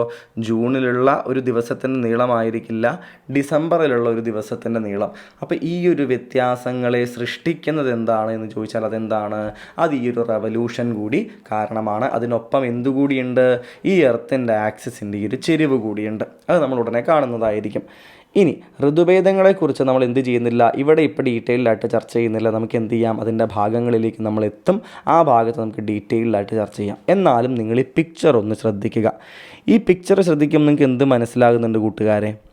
നേരത്തെ പറഞ്ഞ അതേ കഥ എവിടെയും കാണുന്നില്ലേ? നോക്കൂ, നമ്മളുടെ അച്യുതണ്ട് നോർത്ത് പോള് സൂര്യൻ്റെ അടുത്തേക്ക് ഇങ്ങനെ ചെരിഞ്ഞ്, ഈ അച്യുതണ്ടിൻ്റെ ചെരിവ് കാരണം നിൽക്കുന്ന സമയത്ത് നോർത്ത് പോളിൻ്റെ ഈ ഭാഗം മുഴുവൻ എന്താണ്, എപ്പോഴും പകലാണ് അല്ലേ. അതിനുശേഷം എന്ത് ചെയ്യണം, ഇങ്ങോട്ട് പോയിട്ട് ഇവിടേക്ക് എത്തുമ്പോൾ എന്താണ്, നോർത്ത് പോളിൽ എന്താണ്, രാത്രിയുമുണ്ട് പകലുമുണ്ട്. പിന്നീട് ഇങ്ങോട്ട് വരുമ്പോഴോ, ഇപ്പോൾ നോർത്ത് പോളിൽ എന്താണ്, മുഴുവൻ രാത്രി മാത്രമാണ്. സൗത്ത് പോളിലോ മുഴുവൻ പകൽ മാത്രമാണ്. നേരെ മറുവശത്തോ നോർത്ത് പോളിൽ പകൽ മാത്രമേ ഉള്ളൂ, സൗത്ത് പോളിൽ രാത്രി മാത്രമേ ഉള്ളൂ അല്ലേ. ഇവിടങ്ങളിലോ ഈക്വലാണ് അല്ലേ. ഇവിടെ എന്തുണ്ട്, രാത്രിയുമുണ്ട് പകലുമുണ്ട് എന്ന രീതിയിൽ എന്ത് ചെയ്യുന്നുണ്ട്, മൊത്തം ഭാഗങ്ങൾ കിടക്കുന്നുണ്ട്. പോൾസിൻ്റെ കാര്യമല്ല അവിടെ പറയുന്നത്, ബാക്കിയിടങ്ങളുടെ കാര്യമാണ് പറയുന്നത്. മനസ്സിലാകുന്നുണ്ട്? അപ്പോൾ എന്ത് നടക്കുന്നുണ്ട് കൂട്ടുകാരെ, ജനറലി ഈ പരിക്രമണ സമയത്ത് എന്തുണ്ടാകുന്നുണ്ട്, ഓരോ ഭാഗങ്ങളിലും ദിവസത്തിൻ്റെ നീളം കൂടുന്നുണ്ട്. ഇതാ നോക്കൂ, ഉദാഹരണമായിട്ട് കാണിക്കാം, വളരെ എളുപ്പത്തിൽ കാണിക്കാൻ പറ്റും. ഇതാ ഈ ഭാഗം നോക്കൂ, ഒരേ ലാറ്റിറ്റ്യൂഡല്ലേ. ഇത്രയും ദൂരം എന്താണ്, പകലാണ്. ഈ ദൂരമാണ് എന്ത് കിടക്കുന്നത്, രാത്രി കിടക്കുന്നത്. കണ്ടോ, ഇത്രയുമേ രാത്രിയുള്ളൂ, പക്ഷേ ഇത്രയും ദൂരം എന്താണ്, പകലാണ് കിടക്കുന്നത് അല്ലേ. അപ്പോൾ എന്താണ് ഇതിൻ്റെ അർത്ഥം? അതുകൊണ്ട് ഈ ഭാഗം നോക്കൂ കുറച്ചുകൂടി വ്യക്തമായിട്ട്, ഇത്രയും ദൂരം എന്താണ് കിടക്കുന്നത്, പകലാണ് കിടക്കുന്നത്. ഈ ചെറു ദൂരം മാത്രമേ രാത്രിയുള്ളൂ അല്ലേ. അപ്പോൾ ഇത്തരത്തിൽ എന്തുണ്ടാക്കുകയാണ്, ദിവസത്തിൻ്റെ നീളം. ഇനി അതേപോലെ ഓപ്പോസിറ്റ് ഇവിടെ നോക്കൂ, ഇത്രയും ദൂരം ഇവിടെ എന്താണ്, രാത്രിയാണ്. അത്രയും ദൂരമേ എന്തുള്ളൂ പകലുള്ളൂ അല്ലേ. ഇതിൻ്റെ ഓപ്പോസിറ്റും എടുക്കാം നമുക്ക് അല്ലേ. ഇതിൻ്റെ മറുവശത്തും തുല്യമായിരിക്കും ഇതേപോലെ ആയിരിക്കും. ഇത്രയും നീളം തന്നെ അവിടെയും രാത്രി ഉണ്ടാവും, ഈ നീളം മാത്രമായിരിക്കും അപ്പുറത്ത് പകലുണ്ടാവുക. അപ്പോൾ ഈ ഒരു ഭൂമിയുടെ അച്ചുതണ്ടിൻ്റെ ഈ ഒരു ചെരിവ് എന്ന് പറയുന്നത് എന്തുണ്ടാക്കുന്നുണ്ട്, ഈ രീതിയിൽ കൃത്യമായിട്ട് ദിനരാത്രങ്ങളുടെ വ്യത്യാസം ഉണ്ടാക്കുന്നുണ്ട്. അതെങ്ങനെയാണ്? ഈ പരിക്രമണം നടത്തും തോറും എന്താണ്, ഓരോ പ്രദേശങ്ങളിലും ഓരോ രീതിയിൽ എന്തുണ്ടാവുകയാണ്, ദിവസത്തിൻ്റെയും രാത്രിയുടെയും നീളങ്ങൾ മാറി മറിയുകയാണ്. അതനുസരിച്ച് നമ്മൾ എന്ത് ചെയ്തിട്ടുണ്ട്, ഓരോ സമയത്തിനെയും ഓരോ പേരുകൾ കൊടുത്തിട്ടുണ്ട്. സമ്മർ സോളിസ്റ്റൈസ്, ഓട്ടം ഈക്വിനോക്സ്, വിൻ്റർ സോളിസ്റ്റൈസ്, വെർണൽ ഈക്വിനോക്സ് എന്ന രീതിയിൽ. എന്താണ് വിൻ്റർ സോളിസ്റ്റൈസ് എന്ന് നിങ്ങൾക്കറിയാമോ? സോളിസ്റ്റൈസുകൾ എന്ന് വെച്ച് പറഞ്ഞാലും ഈക്വിനോക്സ് എന്ന് വെച്ചാലും എന്താണ് എന്നൊരു ജനറൽ ഐഡിയ നിങ്ങൾ ഉണ്ടാക്കി വയ്ക്കുക. ഈക്വിനോക്സ് ഈക്വൽ അല്ലേ. എന്താണ് ഈക്വൽ? ഈക്വൽ എന്ന് വെച്ച് കഴിഞ്ഞാൽ ഭൂമിയിലെ എല്ലാ ഭാഗത്തും ഈക്വലായിട്ടുള്ള ഡേ ആൻഡ് നൈറ്റ് ആയിരിക്കും ഈ ദിവസത്തിൽ.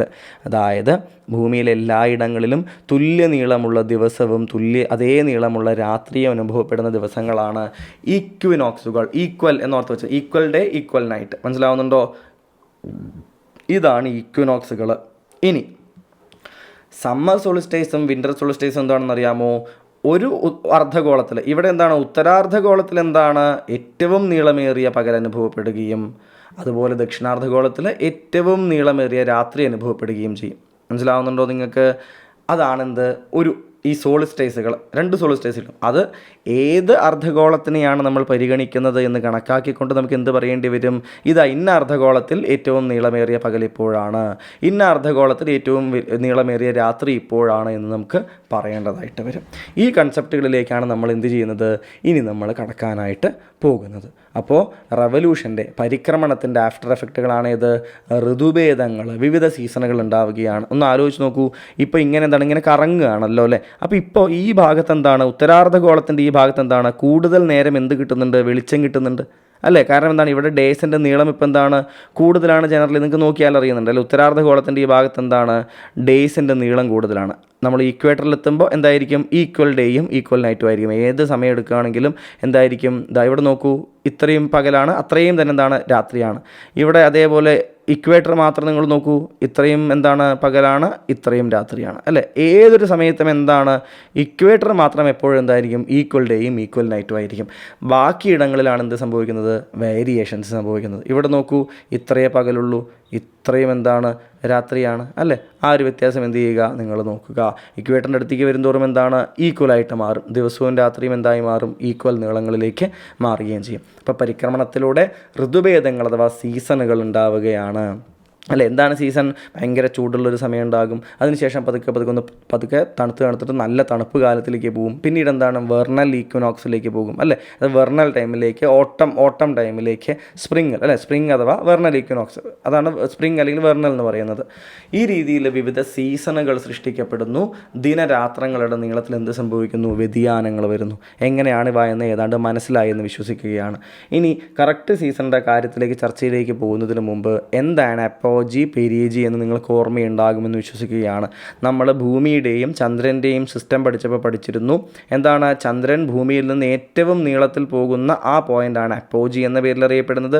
പെരിജി ആകട്ടെ എന്താണ്, ഏറ്റവും അടുത്ത് ചന്ദ്രൻ ഭൂമിയുടെ വരുന്നതാണ് പെരിജി എന്ന് പറയുന്നത്. അത് ഭൂമിയും ചന്ദ്രനും തമ്മിലുള്ള റിലേഷനായിരുന്നു.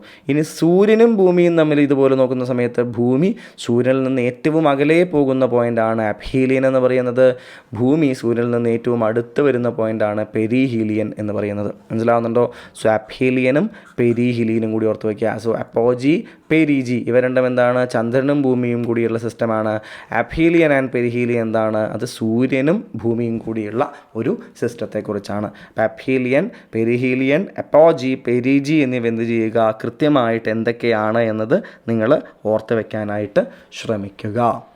കുഴപ്പങ്ങളില്ലല്ലോ. ഇനി നമ്മൾ എങ്ങോട്ട് കിടക്കുകയാണ്, ഇത് സെയിം ഒരു കാര്യം കൊടുത്തിരിക്കുകയാണ്. ഇതെന്താണ്, പെരിയാപ്സിസ് എന്ന് വെച്ചാൽ എന്താണ്, ഏതൊരു ഓർബിറ്റും, 2 വസ്തുക്കളുള്ള ഒരു ഓർബിറ്റിൽ ഒരു വസ്തു അതിൻ്റെ നടുവിൽ ഏത് വസ്തുവിനെയാണോ ചുറ്റുന്നത് അതിൻ്റെ ഏറ്റവും അടുത്ത പോയിന്റിനെയാണ് പെരിയാപ്സിസ് എന്ന് പറയുന്നത്. അപ്പോൾ എർത്തിനെ സംബന്ധിച്ചിടത്തോളം സൂര്യൻ്റെ ഏറ്റവും അടുത്ത് വരുന്ന ദിവസം ഏതാണ്, 3 ജാനുവരിയാണ്. മനസ്സിലാവുന്നുണ്ടോ? അതാണ് പെരിയാപ്സിസ് എന്ന് പറയുന്നത്. ഇനി അപ്പോആപ്സിസ് എന്ന് പറയുന്നത് ഏതാണ്, അത് 3 ജൂലൈ ആണ്. അതായത് ഏറ്റവും അധികം നീളത്തിലേക്ക് പോകുന്നത് ഈ എലിപ്റ്റിക്കൽ ഓർബിറ്റിലെ ഏറ്റവും നീളമേറിയ, ഏറ്റവും പരസ്പരം ഏറ്റവും അകലേക്ക് പോകുന്നതാണ് ഏത്? അപ്പോആപ്സിസ് എന്ന പേരിൽ. ഇത് ജനറൽ ടേമാണ് അപ്പോആപ്സിസ് എന്നത്. അതിൽ അപ്പിഹീലിയൻ ആണ് ഏത്? ഹീലിയോ. സൂര്യനെ സംബന്ധിച്ചിട്ടുള്ള ഭൂമിയെയും കൂടെയുള്ള സിസ്റ്റത്തിൽ അപ്ഹീലിയൻ ആണ് വരുന്നത്. സൂര്യനും ഭൂമിയും തമ്മിലുള്ള ഇവിടെ എന്താണ്? അപ്ഹീലിയൻ എന്നത് ഏതാണ്?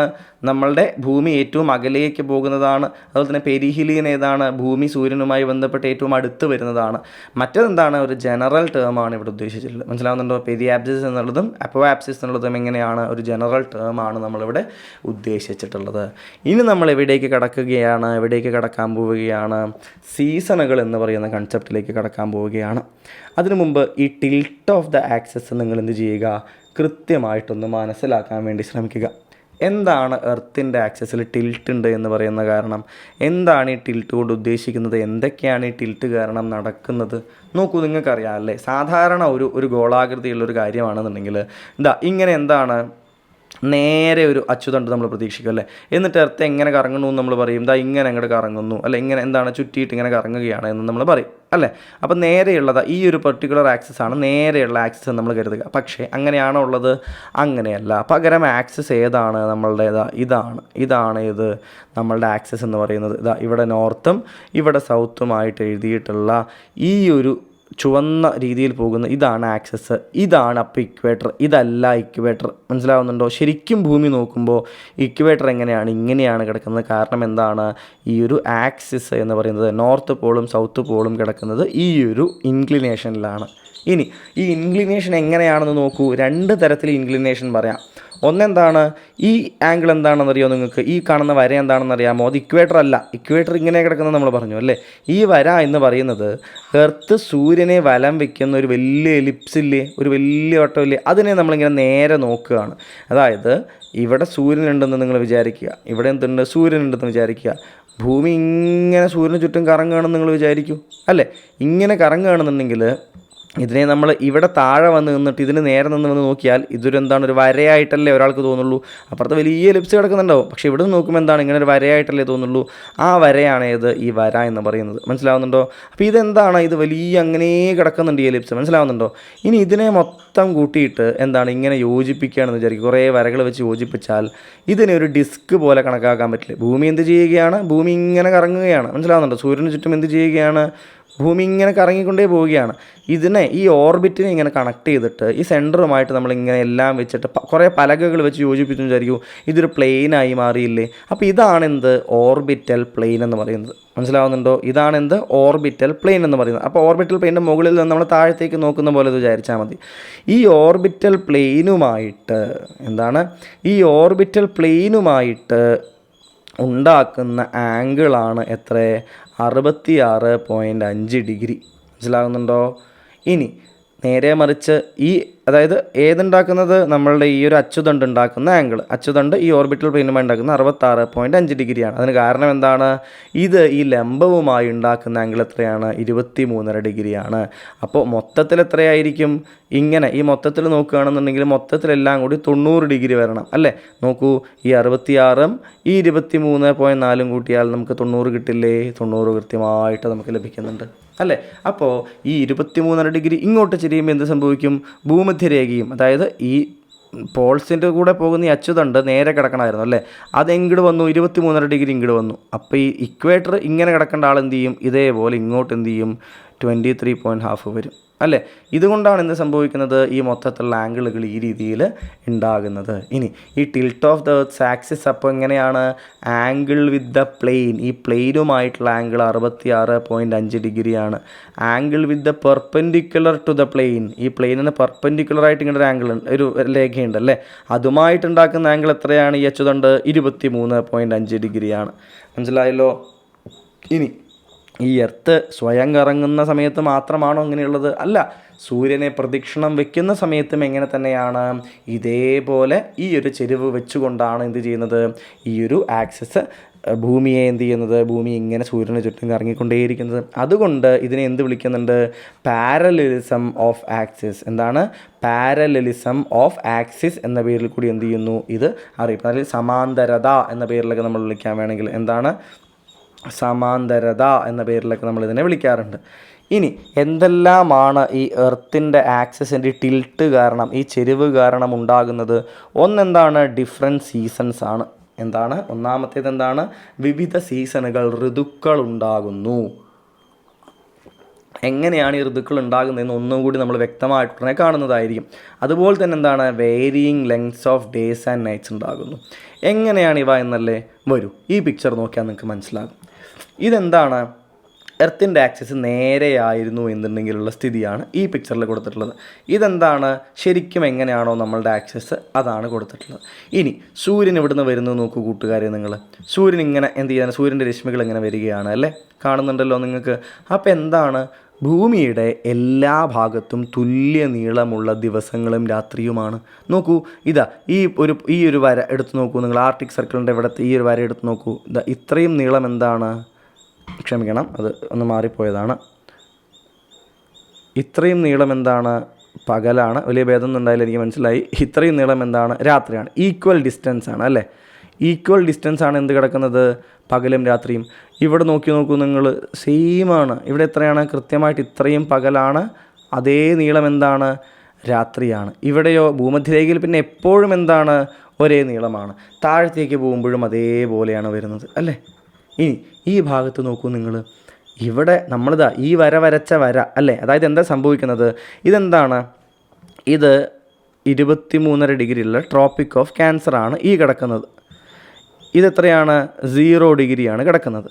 ഇതെത്രയാണ് കിടക്കുന്നത്? എഗെയിൻ 23.5 ഡിഗ്രി സൗത്താണ് കിടക്കുന്നത്. ഇതെത്രയാണ്? നോർത്താണ് കിടക്കുന്നത് അല്ലേ? എന്താ സംഭവിക്കുന്നത് കൂട്ടുകാരെ? നമ്മളുടെ ഈ ആക്സിസ് ഇങ്ങോട്ട് എത്ര പോവും? 23.5 ഡിഗ്രി എന്ത് ചെയ്യുകയാണ്? ഇങ്ങോട്ട് ചെരിഞ്ഞാണ് കിടക്കുന്നത് അല്ലേ? ഇവിടെ നിന്ന് ഈ ലംബത്തിൽ പെർപെൻഡിക്കുലർ 23.5 ഡിഗ്രി ഇങ്ങോട്ട് ചെരിഞ്ഞിട്ടാണ് ഇത് കിടക്കുന്നത്. അപ്പോൾ എന്ത് സംഭവിക്കുകയാണ്? ഇക്വേറ്റർ അങ്ങോട്ട് 23.5 ഡിഗ്രി പോവും. എല്ലാം 23.5 ഡിഗ്രി അങ്ങോട്ട് ചെരിയാണ് അല്ലേ? ഇതിങ്ങോട്ട് ചെരിയുമ്പോൾ എല്ലാ ഭാഗവും ഇങ്ങോട്ട് ചെരിയില്ലേ? അപ്പോൾ ഈ 23.5 ഡിഗ്രി എന്ന് പറഞ്ഞ് കിടക്കുന്ന ഈ ഒരു ആംഗിളിൻ്റെ ഈ പോയിൻ്റ് എവിടേക്ക് വരും? 23.5 ഡിഗ്രി മുകളിലോട്ട് വരും അല്ലേ? 23.5 ഡിഗ്രി ഇതല്ലേ അളവ് എന്ന് പറയുന്നത്? ഇത്രയും മുകളിലോട്ട് വന്നിട്ട് എന്ത് ചെയ്യും? നോക്കൂ, ഇപ്പോൾ ഇതേ ട്രോപ്പിക് ഓഫ് കാപ്രിക്കോൺ എന്ന് പറയുന്ന ഇതേ വര ഇപ്പോൾ എവിടെ എത്തി? നേരത്തെ ഇക്വേറ്റർ വന്ന് നിൽക്കുന്നുണ്ടായിരുന്നത് ഈ ഭാഗത്തെത്തി അല്ലേ? കറക്റ്റല്ലേ? നോക്കൂ നിങ്ങൾ, ഇതേ വരയല്ലേ ഈ വര കിടക്കുന്നത്? മനസ്സിലായോ നിങ്ങൾക്ക്? അപ്പോൾ ഇതാണ് എന്ത് സംഭവിക്കുന്നത്? ഈ ആക്സിസ് ചെരിയുന്നത് കാരണം സംഭവിക്കുന്നത്. അതുമൂലം എന്താ ഉണ്ടാകുന്നതെന്ന് നിങ്ങൾ ശ്രദ്ധിച്ചോ? എന്താ ഉണ്ടാകുന്നത്? ഇക്വേറ്ററിൽ പഴയ കഥ തന്നെയാണ്. എന്താണ്? ഇവിടുത്തെ പകലിൻ്റെ നീളവും രാത്രിയുടെ നീളവും എന്താണ്? ഈക്വൽ തന്നെയായിട്ടാണ് ഇപ്പോഴും കിടക്കുന്നത്. പക്ഷേ ഇവിടെ നോക്കൂ, ഉത്തരാർദ്ധഗോളത്തിൽ നോക്കൂ, ഇപ്പോഴെന്താ സ്ഥിതി എന്ന്? രാത്രിക്ക് എന്തുണ്ട്? രാത്രിക്ക് ഇതേ ഇത്രയും നീളം കിടക്കുന്നുണ്ട്. പകൽ ഇത്ര മാത്രമേ നീളം പകലിന് വരുന്നുള്ളൂ. മുകളിലേക്ക് പോകും തോറും ഇവിടെ എങ്ങനെയായിരിക്കും? ഇത്ര പകലിന് നീളം, ബാക്കി മുഴുവൻ എന്താണ്? ബാക്കി മുഴുവൻ രാത്രിയാണ്. ഇവിടേക്ക് എത്തുമ്പോൾ രാത്രി മാത്രമേ ആർട്ടിക് സർക്കിളിലുള്ളൂ. ആർട്ടിക് സർക്കിളിൽ എന്താണ്? രാത്രി മാത്രമേ ഉള്ളൂ. മുകളിലുള്ള ഈ ധ്രുവത്തിൽ ഒന്നാകെ എന്താണ്? രാത്രി മാത്രമാണ് അനുഭവപ്പെട്ടുകൊണ്ടിരിക്കുന്നത്. താഴത്തേക്ക് പോകുമ്പോഴോ ഇവിടുത്തെ അന്റാർട്ടിക് സർക്കിളിന് ഇപ്പുറത്തേക്കോ ഇവിടെ പകൽ മാത്രമേ എന്ത് ചെയ്യുന്നുള്ളൂ? അനുഭവപ്പെടുന്നുള്ളൂ. രാത്രിയെ അനുഭവപ്പെടുന്നില്ല. ഇതാണ് എന്ത് സംഭവിക്കുന്നത്? ആക്സിസിൻ്റെ ടിൽറ്റ് കാരണം സംഭവിക്കും. അപ്പോൾ എന്ത് സംഭവിക്കുന്നു? അപ്പോൾ നിങ്ങൾ ഇപ്പോൾ ഈ ഒരു സമയത്തുള്ള ഉത്തരാർദ്ധഗോളത്തിനെ നിങ്ങൾ പരിഗണിക്കുന്ന സമയത്ത് നിങ്ങൾക്ക് എന്ത് മനസ്സിലാകും? പകൽ എന്താണ്? ചെറിയ പകലുകളാണ് ഈ സമയത്ത് ഉണ്ടാകുന്നത് അല്ലേ? ചെറിയ പകലുകളാണ് ഉണ്ടാകുന്നത്. അതുമൂലം എന്ത് സംഭവിക്കും? വളരെ കുറച്ച് നേരമേ സൂര്യൻ ഈ സർഫേസിനെ ചൂടാക്കാൻ പറ്റുകയുള്ളൂ. ബാക്കി സമയമൊക്കെ എന്താണ്? തണുത്ത് കിടക്കുകയാണ്. അപ്പോൾ റിലേറ്റീവ്ലി ഈ സമയത്ത് ഈ ഉത്തരാർദ്ധഗോളം ഒന്നാകെ എന്ത് അനുഭവപ്പെടും? ഒരു വിൻ്റർ പോലെ ഒന്ന് തണുപ്പാണ് അനുഭവപ്പെടുക. കാരണം എന്താണ്? രാത്രിക്ക് നീളം കൂടുതലാണ്. പകൽ കുറച്ച് സമയം മാത്രമേ സൂര്യന് സർഫേസൊക്കെ ചൂടാക്കാനായിട്ട് ലഭിക്കുകയുള്ളൂ. മനസ്സിലാകുന്നുണ്ടോ? അപ്പോൾ മൊത്തത്തിൽ രാത്രികളുടെ നീളം കൂടുന്നത് കാരണം എന്താകും? താപനില ജനറലി കുറവായിരിക്കും ഇവിടെ. മനസ്സിലായോ നിങ്ങൾക്ക്? ഇതാണ് എന്ത് ചെയ്യുന്നത്? ഈ ഒരു സമയത്ത് സംഭവിക്കുന്നത്. ഇനി ഇതെന്ത് ചെയ്യണം? നിങ്ങൾ ഒരു കാര്യം കൂടി ആലോചിക്കണം. എന്താ ആലോചിക്കാനുള്ളത് കൂട്ടുകാരെ? ആലോചിക്കേണ്ട കാര്യം, ഇപ്പോൾ സൂര്യൻ എവിടെയാണ്? ഇപ്പോൾ സൂര്യൻ ഇവിടെയാണ്. അതായത് ഭൂമി സൂര്യൻ്റെ ഈ വശത്താണ്. ഇനി ഭൂമി ഇങ്ങനെ കറങ്ങി സൂര്യൻ്റെ ഇപ്പുറത്തേക്ക് വന്നു എന്ന് വിചാരിക്കൂ. ഇതുപോലെ തന്നെ ചെരിഞ്ഞ് നിൽക്കും അല്ലേ? അല്ലെങ്കിൽ ഭൂമി ഇങ്ങനെ കറങ്ങി സൂര്യൻ ഇപ്പുറത്ത് വന്നു എന്ന് വെച്ചാൽ നമുക്ക് എന്ത് കണക്കാക്കാം? സൂര്യൻ ഭൂമിയുടെ ഈ വശത്ത് പോയി എന്ന് നമുക്ക് കണക്കാക്കാം അല്ലേ? അങ്ങനെ വിചാരിക്കൂ. അതായത് ഭൂമി ഇപ്പോൾ കറങ്ങി സൂര്യൻ്റെ ഈ വശത്ത് വന്നു, ഇങ്ങനെ തന്നെ ചെരിഞ്ഞ് ഭൂമി നിൽക്കില്ലേ? അപ്പം എന്തായിരിക്കും കഥ എന്ന് നിങ്ങൾക്ക് ഊഹിക്കാൻ പറ്റുന്നുണ്ടോ? എന്തായിരിക്കും ആ ഒരു സമയത്ത് കഥ? ആ ഒരു സമയത്ത് ഇതിൻ്റെ നേരെ വിപരീതമായിരിക്കും കഥ, അല്ലേ? അപ്പോഴെങ്ങനെയായിരിക്കും പിക്ചർ കിടക്കുന്നുണ്ടാവുക? ആ സമയത്ത് നോക്കൂ, ഇപ്പോൾ നേരത്തെ ഈ പിക്ചറിൽ എങ്ങനെയായിരുന്നു? നേരത്തെ ഈ പിക്ചറിൽ ഭൂമിയിലെ നോർത്തേൺ സൈഡ്, നോർത്ത് പോൾ എങ്ങോട്ട് ചെരിഞ്ഞിട്ടാണ് കിടക്കണ്ടായിരുന്നത്? സൂര്യനിൽ നിന്ന് വിട്ടാണ് കിടക്കണ്ടായിരുന്നത്, അല്ലേ? നോർത്ത് പോൾ എവിടെ നിന്നായിരുന്നു? സൂര്യനിൽ നിന്ന് അങ്ങോട്ട് തിരിഞ്ഞ് നിൽക്കുമായിരുന്നു. സൗത്ത് പോളാണ് സൂര്യൻ്റെ അടുത്തേക്ക് നിൽക്കുന്നുണ്ടായിരുന്നത്. ഇനി നോർത്ത് പോൾ അടുത്തേക്ക് നിൽക്കുന്ന സമയത്ത് നോക്കൂ, ഉത്തര ധ്രുവം എന്ത് ചെയ്യുകയാണ്? സൂര്യപ്രകാശത്തിൻ്റെ അടുത്തേക്ക് നിൽക്കുകയാണ്. അപ്പോൾ എന്താണ്? മുകളിലെ ഈ ആർട്ടിക്കിൾ മൊത്തം എന്താണ്? പകൽ മാത്രമാണ്. നേരത്തെ കണ്ടതിൻ്റെ നേരെ വിപരീതം. മനസ്സിലാവുന്നുണ്ടോ? അപ്പോൾ എവിടെയാണ്? ഉത്തരായന രേഖയിൽ ട്രോപ്പിക് ഓഫ് ക്യാൻസറിലാണ് എന്ത് കിടക്കുന്നത്? കണ്ടോ, നോർത്തേൺ ഹെമിസ്ഫിയറിലെ ട്രോപ്പിക് ഓഫ് ക്യാൻസറിൻ്റെ മുകളിലേക്കാണ് എന്ത് കിടക്കുന്നത്? സൂര്യപ്രകാശം എന്ത് ചെയ്യുന്നത്? ലംബമായിട്ട് വന്ന് വീഴുന്നത്, അല്ലേ? നേരത്തെ എങ്ങനെയായിരുന്നു? ശരിക്കും എങ്ങനെയാണ് വന്ന് വീഴേണ്ടത്? നോക്കൂ, ഭൂമി നേരെ നിൽക്കുകയാണെന്നുണ്ടെങ്കിൽ സൂര്യപ്രകാശം 90 ഡിഗ്രിയിൽ വന്ന് വീഴുന്നത് എവിടെയായിരിക്കും? ഇക്വേറ്ററിൻ്റെ എവിടെയായിരിക്കും, അല്ലേ? പിന്നീട് അങ്ങോട്ട് പോകുന്തോറും എന്ത് സംഭവിക്കും? ഈ ആംഗിൾ കൂടിയിട്ട് ഈ സ്ലാൻഡിങ് ആംഗിൾ എന്ത് ചെയ്യും? കൂടിക്കൊണ്ടേയിരിക്കും, അല്ലേ? കൂടി 90 ഡിഗ്രി എന്നുള്ളത് എന്ത് ചെയ്യും? ഈ സാധനം കുറഞ്ഞ് വന്നിട്ട് എന്ത് ചെയ്യും? ഈ ആംഗിൾ എന്തുണ്ടാകും? പോൾസിൽ എങ്ങനെയാവും? ഇങ്ങനെയാവും, അല്ലേ? അപ്പോൾ ഈ കാര്യം എന്ത് ചെയ്യുക? പ്രത്യേകം നിങ്ങൾ ആലോചിക്കുക. മനസ്സിലാവുന്നുണ്ടോ? ഇത് എന്തിലേക്ക് നയിക്കും? ഈ ഒരു അവസ്ഥ എന്തിലേക്ക് നയിക്കുമെന്ന് നിങ്ങൾക്കറിയാമോ? ഇത്തരത്തിൽ എന്താ പറയുന്നത്, ഈ ഒരു മാറ്റം എന്തിലേക്ക് നയിക്കുന്നത് നിങ്ങൾക്കറിയാമോ? ഇവിടേക്ക് എന്ത് ചെയ്യുകയാണ്? ഡയറക്റ്റ്ലി നമ്മൾ ഹീറ്റ് ബജറ്റിൻ്റെ സമയത്ത് പഠിക്കും. ഡയറക്റ്റ്ലി വന്ന് എന്ത് ചെയ്യുകയാണ്? പതുക്കുകയാണ്. ഇത്ര ദൂരമേ സഞ്ചരിക്കേണ്ടൂ. ഇവിടേക്കോ ഇത്ര ദൂരം കൂടുതൽ സഞ്ചരിക്കണം, ഇവിടേക്കോ ഇത്രയധികം കൂടുതൽ ദൂരം സഞ്ചരിക്കണം. ഇതെല്ലാം എന്ത് സംഭവിക്കുകയാണ്? ഭൂമധ്യരേഖയുടെ ഈ ഭാഗത്ത് ശക്തമായ ചൂട് അനുഭവപ്പെടാനും ഇവിടേക്ക് മുകളിലെ നമ്മുടെ പോൾസിൻ്റെ ഭാഗത്തേക്ക് സൂര്യരശ്മികൾ എത്തുമ്പോഴേക്കും ഇത്രയധികം ദൂരം സഞ്ചരിക്കേണ്ടി വരികയും ഇത്രയധികം ഏരിയയെ എന്ത് ചെയ്യേണ്ടി വരുന്നുണ്ട്?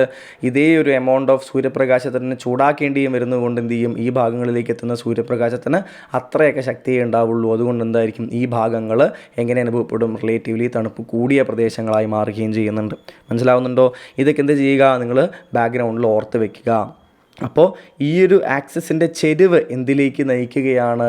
ഈ രീതിയിൽ പകലുകളുടെയും രാത്രികളുടെയും നീളത്തിൻ്റെ കൂടുതലുകളിലെയും കുറവുകളിലേക്ക് നയിക്കുകയും അത് തന്മൂലം എന്തുണ്ടാക്കുകയാണ്? ഒരു ഭാഗത്ത് ഓരോ അർദ്ധഗോളങ്ങളിലും എന്താണ്? ചൂട് കൂടിയ സമയങ്ങളും ചൂട് കുറഞ്ഞ സമയങ്ങളും ഉണ്ടാക്കുകയാണ്. ഇപ്പോൾ എങ്ങനെയാണ് ഈ കാണുന്ന സ്ഥലത്ത് എങ്ങനെയാണ്? ഇവിടെ ജനറലി ഉത്തരാർദ്ധഗോളത്തിൻ്റെ ഈ ഭാഗങ്ങളിൽ ചെറിയ പകലുകളാണ്. അതുകൊണ്ട് എന്തായിരിക്കും? തണുപ്പ് കൂടുതലായിരിക്കും. കാരണം രാത്രിയാണ് കൂടുതൽ ജനറലി, അല്ലേ? അപ്പോൾ തണുപ്പ് കൂടുതലായിരിക്കും. ഇവിടങ്ങളിൽ എന്തായിരിക്കും? കുറച്ചുകൂടി ഒരു വിൻ്റർ ടൈപ്പ് ക്ലൈമറ്റ് അനുഭവപ്പെടും. നേരെ മറിച്ച് സദേൺ ഇവിടെയാണെങ്കിലോ, ഇവിടെ ഈ സമയത്ത് എങ്ങനെയാണ്? നീളമേറിയ പകലുകളാണ്. സോ ഇവിടെ എങ്ങനെയായിരിക്കും? ഒരു സമ്മർ മൂഡായിരിക്കും ഉണ്ടാവുക. എന്നുവെച്ചാൽ ചൂട് കൂടുതലായിരിക്കും ഇവിടെ ഉണ്ടാവുക. മനസ്സിലാവുന്നുണ്ടോ? ഇതുപോലെയാണ് എന്ത് സംഭവിക്കുന്നത്? നേരെ തിരിച്ച് നമ്മൾ നോക്കിയാൽ സംഭവിക്കുന്നത്. ഇപ്പോൾ എങ്ങനെയാണ്? ഇപ്പോൾ ഉത്തരാർദ്ധഗോളമാണ് എങ്ങോട്ട് നിൽക്കുന്നത്? സൂര്യൻ്റെ അടുത്തേക്ക് നിൽക്കുന്നത്. അപ്പോൾ നേരെ തിരിച്ചാണ്. എങ്ങനെയാണ്? നോക്കൂ, ഭൂമധ്യരേഖയിൽ എന്താണ്? ഈക്വലാണ്, അല്ലേ? ഇത്ര തന്നെ പകൽ, ഇത്ര തന്നെ രാത്രി. ഉത്തരായന രേഖയുടെ അവിടെ നോക്കൂ നിങ്ങൾ, ഇത്ര ദൂരം എന്താണ്? പകലാണ് കിടക്കുന്നത്, ഇത്ര മാത്രമേ രാത്രി ഉണ്ടാകുന്നുള്ളൂ, അല്ലേ? അപ്പോൾ ഈ ഒരു സമയത്ത് എങ്ങനെയായിരിക്കും? ഇവിടെ ശക്തമായിട്ടുള്ള ചൂടായിരിക്കും, അല്ലേ? കൂടുതൽ ചൂടാക്കപ്പെടുകയാണ്. ഈ എന്ത്? പകലിന് നീളം കൂടുതലാണ്, അല്ലേ? ഇത്രയധികം പകലാണ് വരുന്നത്, അല്ലേ? എൻ്റെ ഓപ്പോസിറ്റ് സൈഡും അത്ര തന്നെ പകലുണ്ട്, ഇത്രയേ രാത്രിയുള്ളൂ, ഇവിടെ ഇത്രയും രാത്രിയുള്ളത്. അപ്പോൾ ഇതെന്ത് സംഭവിക്കുകയാണ്? ഇങ്ങനെ നോർത്ത് പോൾ സൂര്യൻ്റെ അടുത്തേക്ക് ചെരിഞ്ഞ് നിൽക്കുന്ന സമയമാണ് എന്നുണ്ടെങ്കിൽ ഉത്തരാർദ്ധഗോളത്തിൽ നീളമേറിയ പകലുകൾ ഉണ്ടാവുകയാണ്, അല്ലേ? നോർത്തേൺ ഹെമിസ്ഫിയറിൽ നീളമേറിയ പകലുകൾ ഉണ്ടാവുകയാണ്. സദേൺ ഹെമിസ്ഫിയറിൽ നീളമേറിയ രാത്രികളാണ് ഉണ്ടാകുന്നത്. മനസ്സിലായോ നിങ്ങൾക്ക്? ഇങ്ങനെയാണ് ഭൂമിയുടെ ഈ ഒരു ചെരിവ് കാരണം എന്തുണ്ടാകുന്നത്? ഏത് വശത്താണ്? സൂര്യനിലേക്ക് ഏത് പോളാണ് ചെരിഞ്ഞ് നിൽക്കുന്നത് എന്ന് നോക്കുക. അതനുസരിച്ച് എന്ത് ചെയ്യുക? സൂര്യനിലേക്ക് ഏത് പോളാണോ ചെരിഞ്ഞ് നിൽക്കുന്നത്, നോർത്ത് പോളാണെങ്കിൽ അപ്പോൾ നോർത്തേൺ ഹെമിസ്ഫിയറിൽ എന്തായിരിക്കും? സൂര്യൻ എന്തിനാണ് സൂചിപ്പിക്കുന്നത്? പകലിനല്ലേ സൂചിപ്പിക്കുന്നത്? പകലിന് നീളം കൂടുതലായിരിക്കും. സൂര്യനിൽ നിന്ന് അകന്ന് നിൽക്കുന്ന ധ്രുവത്തിൻ്റെ ആ ഹെമിസ്ഫിയറോ അവിടെ ആ സമയത്ത് രാത്രിയായിരിക്കും കൂടുതൽ. ഇതെന്ത് ചെയ്യുക? ഓർത്ത് വെക്കുക. എന്നിട്ട് സൂര്യൻ്റെ അടുത്തേക്ക് നോർത്ത് പോൾ ചെരിഞ്ഞ് നിൽക്കുന്നത് എപ്പോഴാണ്, സൗത്ത് പോൾ അകന്ന് നിൽക്കുന്നത് എപ്പോഴാണ് എന്ന കാര്യം എന്ത് ചെയ്യുക? കൃത്യമായിട്ട് ഓർത്ത് വെക്കാൻ വേണ്ടി ശ്രമിക്കുക. So tilt of the axis നമ്മൾ പഠിച്ചിട്ടുണ്ട്. ഇനി നമ്മൾ എവിടേക്ക് എത്തുകയാണ്? കൃത്യമായി ഈ ഐഡിയകൾ മനസ്സിൽ വെച്ചിട്ട് എന്താണ് സീസണുകൾ എന്നത് വ്യക്തമായി കേൾക്കുക കൂട്ടുകാർ. നോക്കൂ, നമ്മൾ എവിടെ നിന്നാണ് തുടങ്ങുന്നത്? സമ്മറിൽ നിന്ന് തുടങ്ങാം. ഇപ്പോൾ എന്താണ് സമയം കൂട്ടുകാരെ?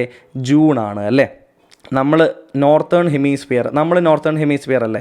അതുകൊണ്ട് ആ ഐഡിയ വെച്ച് ആദ്യം പറയാം.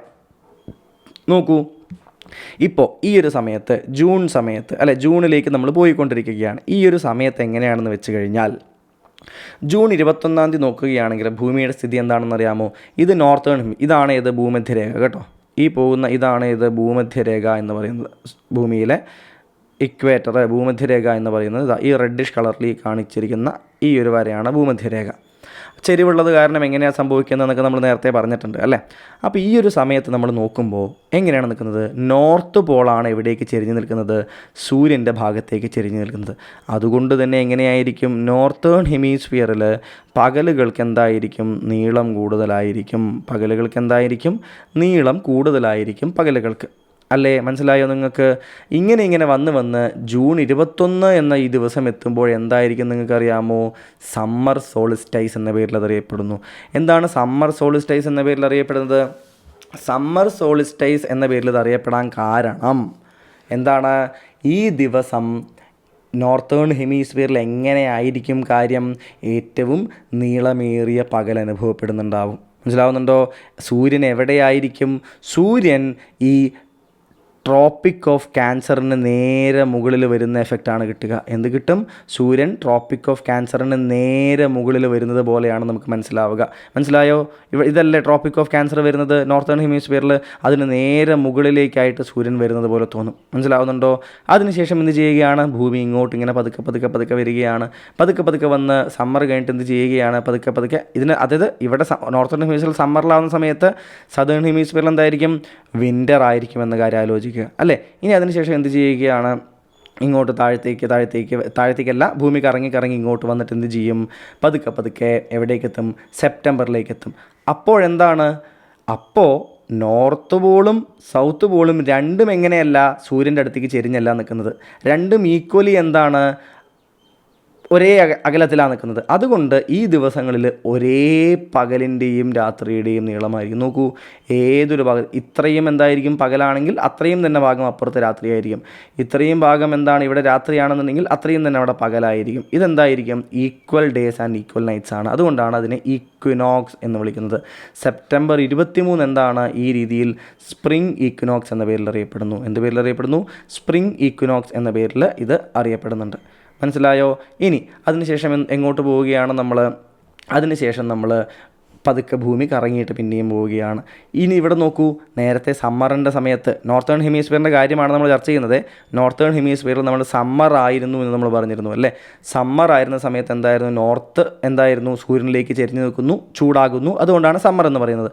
ഇവിടേക്ക് വന്നപ്പോൾ equal days and equal nights ആയി. ഇനി നമ്മൾ ഇങ്ങോട്ട് പിന്നെയും പോയാൽ വിൻ്ററിൻ്റെ സമയമാകുന്നു.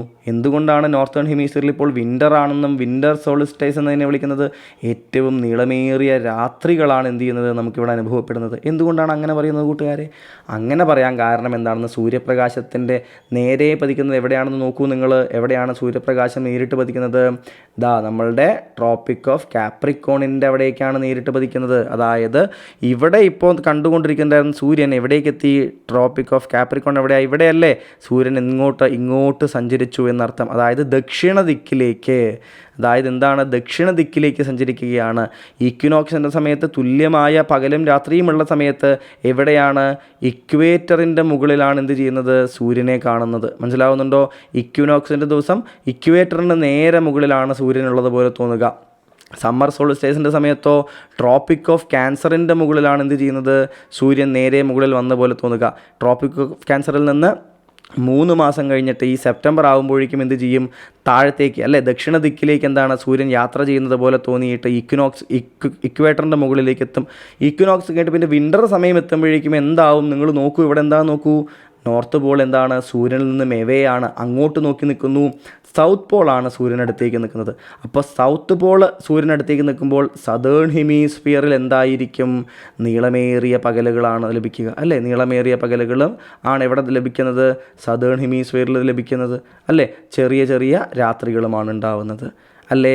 ഇനി നോക്കൂ, ഈ ട്രോപ്പിക് ഓഫ് കാപ്രിക്കോണിൻ്റെ നേരെയല്ലേ സൂര്യരശ്മികൾ വന്ന് കിടക്കുന്നത്? നേരെ മുകളിൽ ആരാണ്? ട്രോപ്പിക് ഓഫ് കാപ്രിക്കോണിൻ്റെ മുകളിലാണ് സൂര്യൻ കിടക്കുന്നത്. അതായത് ഈ ദക്ഷിണ ദിക്കിലേക്ക്, സദേൺ സൈഡിലേക്ക് എന്ത് ചെയ്തിരിക്കുന്നു? സൂര്യൻ എത്തിയിരിക്കുന്നു. അപ്പോൾ നേരത്തെ എന്താണ് ഇങ്ങനെ ചെരിഞ്ഞ് കിടക്കുന്നത്? കാരണം 23.5 നോർത്തിലുണ്ടായിരുന്ന ആൾ ഇപ്പോൾ എവിടെ എത്തി? 23.5 സൗത്തിലേക്ക് എന്ത് ചെയ്തു? എത്തി. കാരണം എന്താണ്? എർത്തിൻ്റെ ഈ ആക്സിസിൻ്റെ ഈ ചെരിവ് തന്നെയാണ് ആ കാരണം, അല്ലേ? നോക്കൂ, നേരത്തെ എവിടെയായിരുന്നു?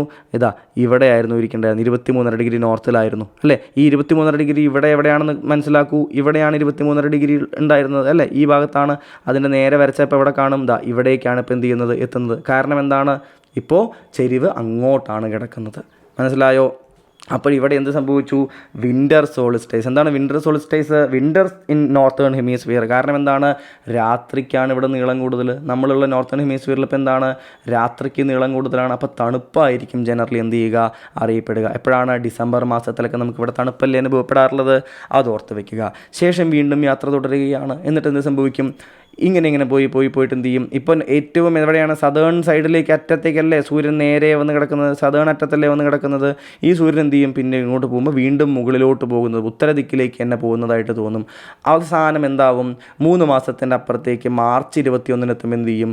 എഗെയിൻ ഈക്വൽ നൈറ്റും ഈക്വൽ ഡേയുമുള്ള ഒരു ഈക്വിനോക്സ് വരികയാണ് 21 മാർച്ച്. മനസ്സിലാവുന്നുണ്ടോ? അപ്പോൾ ഇത് ഏത് പേരിൽ അറിയപ്പെടുന്നു? സ്പ്രിംഗ് ഈക്വിനോക്സ് എന്ന പേരിൽ എന്ത് ചെയ്യുന്നുണ്ട്? ഇത് അറിയപ്പെടുന്നുണ്ട്. മനസ്സിലാവുന്നുണ്ടോ? ഏത് പേരിൽ അറിയപ്പെടുന്നുണ്ട്? സ്പ്രിംഗ് ഈക്വിനോക്സ് എന്ന പേരിൽ എന്ത് ചെയ്യുന്നുണ്ട്? ഇത് അറിയപ്പെടുന്നുണ്ട്. അപ്പോൾ ഈ കാര്യങ്ങൾ എന്ത് ചെയ്യുക? കൃത്യമായിട്ട് ഓർത്ത് വയ്ക്കാൻ വേണ്ടിയിട്ട് ശ്രമിക്കുക. എന്ത് ചെയ്യുക? കൃത്യമായിട്ട് ഓർത്ത് വയ്ക്കുന്നതിന് വേണ്ടിയിട്ട് ശ്രമിക്കുക. അതിനുശേഷം എന്താ ആലോചിക്കുക? നമ്മളുടെ പട്ടികയിലേക്ക് വരിക. എവിടേക്കാണ്? നമ്മളുടെ പട്ടികയിലേക്ക് വരിക. പട്ടികയിലേക്ക് വരുന്ന സമയത്ത് നിങ്ങൾക്ക് എന്ത് മനസ്സിലാക്കാൻ സാധിക്കും? ഏതെല്ലാം വ്യത്യാസങ്ങളാണുള്ളത് എന്ന പട്ടികയാണ് ഇവിടെയുള്ളത്. ഈ പട്ടിക കൃത്യമായി പഠിച്ചു വെച്ചാൽ നിങ്ങൾക്ക് എന്ത് മനസ്സിലാക്കാൻ സാധിക്കും? നിങ്ങൾക്ക് കൃത്യമായിട്ട് ആൻസർ എഴുതാൻ സാധിക്കും. കാരണം എങ്ങനെയാണ് വരാറുള്ളത്? ഈ ടോപ്പിക്കുകളാണ് ചോദിക്കാറുള്ളത്. ഈ സീസണിൻ്റെ പേര് തരും, അത് ഏത് സമയത്ത് എന്നത് തരും, എവിടെയായിരിക്കും ആ സമയത്ത് സൂര്യൻ എന്നത് തരും, അതുപോലെ തന്നെ എന്താണ് ആ സമയത്ത് ലെങ്ത് ഓഫ് ദ ഡേ എങ്ങനെയായിരിക്കും, നീളമേറിയ പകലാണോ നീളമേറിയ രാത്രിയാണോ എന്ന ചോദ്യവും വരും. ഇതാണ് ചോദിക്കാനുള്ളത്. ഇനി ഈ കൺസെപ്റ്റ് ഒന്നുകൂടി ഉറപ്പിക്കാൻ എന്ത് ചെയ്യുക? സൂര്യൻ ഇവിടെയാണ് എന്ന് നിങ്ങൾ കരുതുക. എവിടെയാണ്?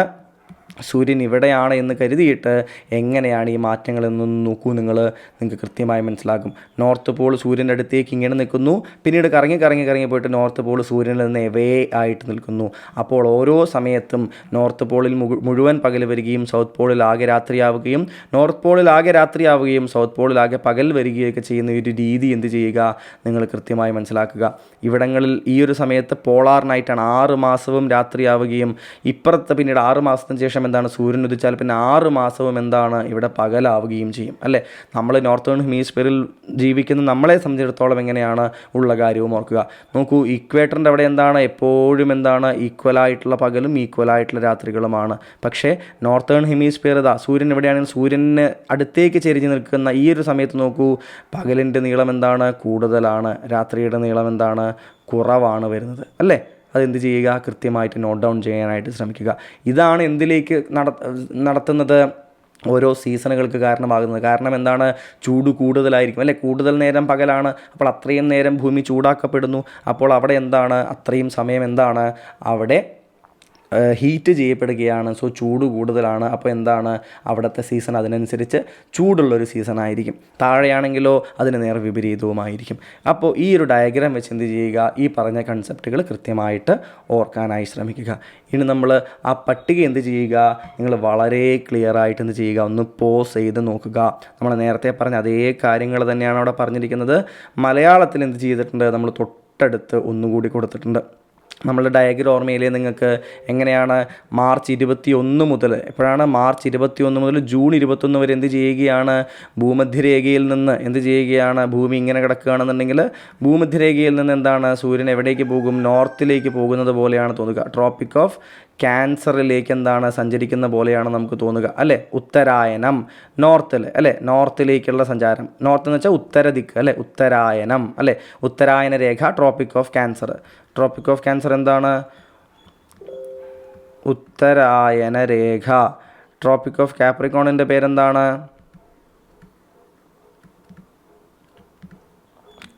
ദക്ഷിണായന രേഖ. ഇക്വേറ്റർ എന്താണ്? ഭൂമധ്യരേഖ അല്ലേ. ഇതാണ് ഇക്വേറ്റർ, 0 ഡിഗ്രി ഇക്വേറ്ററാണ്. അപ്പോൾ മാർച്ച് 21 മുതൽ ജൂൺ 21 വരെയുള്ള 3 മാസം എന്ത് ചെയ്യുകയാണ്? നോർത്തേൺ ഹെമിസ്ഫിയറിൽ സൂര്യൻ എന്ത് ചെയ്യുകയാണ്? ഭൂമധ്യരേഖയിൽ നിന്ന് ഉത്തരായനത്തിലേക്ക് എന്ത് ചെയ്യും? ഉത്തരായന രേഖയിലേക്ക് ഇങ്ങനെ സഞ്ചരിക്കുകയാണ്. എന്നിട്ട് ജൂൺ 21 ആവുമ്പോൾ എന്ത് ചെയ്യും? ഈ ഉത്തരായന രേഖയുടെ മുകളിലേക്ക് എത്തുകയാണ് അല്ലേ. അപ്പോൾ ഈ ഒരു കാലഘട്ടം ഉത്തരാർദ്ധഗോളത്തിൽ എന്താണ്? വസന്തമായിട്ടാണ് നമുക്കറിയപ്പെടുന്നത് അല്ലേ. വസന്തമായിട്ട് അറിയപ്പെടുന്നത്. ദക്ഷിണാർദ്ധഗോളത്തിൽ അപ്പോൾ ഹേമന്തമായിരിക്കും. ഇനി ജൂൺ 21 എന്ത് ചെയ്തു?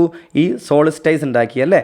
എന്താ ഈ സോളിസ്റ്റൈസ് ആണ്. അതിനുശേഷം എവിടേക്ക് വരികയാണ്? പിന്നീട് തിരിച്ചെന്ത് ചെയ്യുകയാണ്? ഉത്തരായന രേഖയിൽ നിന്ന് തിരിച്ച് ഭൂമധ്യരേഖയുടെ ഭാഗത്തേക്ക് തിരിച്ചിറങ്ങുകയാണ് അല്ലേ. അതാണ് ജൂൺ 21 മുതൽ സെപ്റ്റംബർ 23 വരെ നടക്കുന്നത്. എന്നിട്ട് സെപ്റ്റംബർ 23 ആകുമ്പോൾ എന്ത് സംഭവിക്കും? കൃത്യമായിട്ട് നമ്മുടെ ഭൂമധ്യരേഖയിലെത്തും. അന്ന് എന്തായിരിക്കും? ഈക്വൽ ആയിട്ടുള്ള പകലും രാത്രിയായിരിക്കും എല്ലാവിടെയും ഉണ്ടാവുക അല്ലേ. അപ്പോൾ അതുകൊണ്ട് എന്താണ്? ഇക്വിനോക്സ് എന്ന പേരിൽ അറിയപ്പെടുന്നു.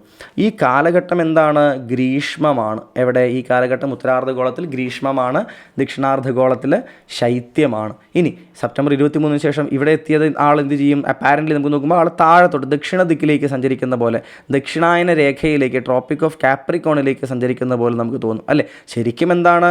ഭൂമിയുടെ ചെരിവ് കാരണമാണ്. എന്നിട്ട് ഭൂമി പരിക്രമണം ചെയ്യുകയും കൂടി ചെയ്യുന്ന സമയത്താണ് ഈ ഒരു എഫക്റ്റൊക്കെ എന്ത് ചെയ്യുന്നത്? വരുന്നത് എന്ന് നിങ്ങൾക്കറിയാം അല്ലേ.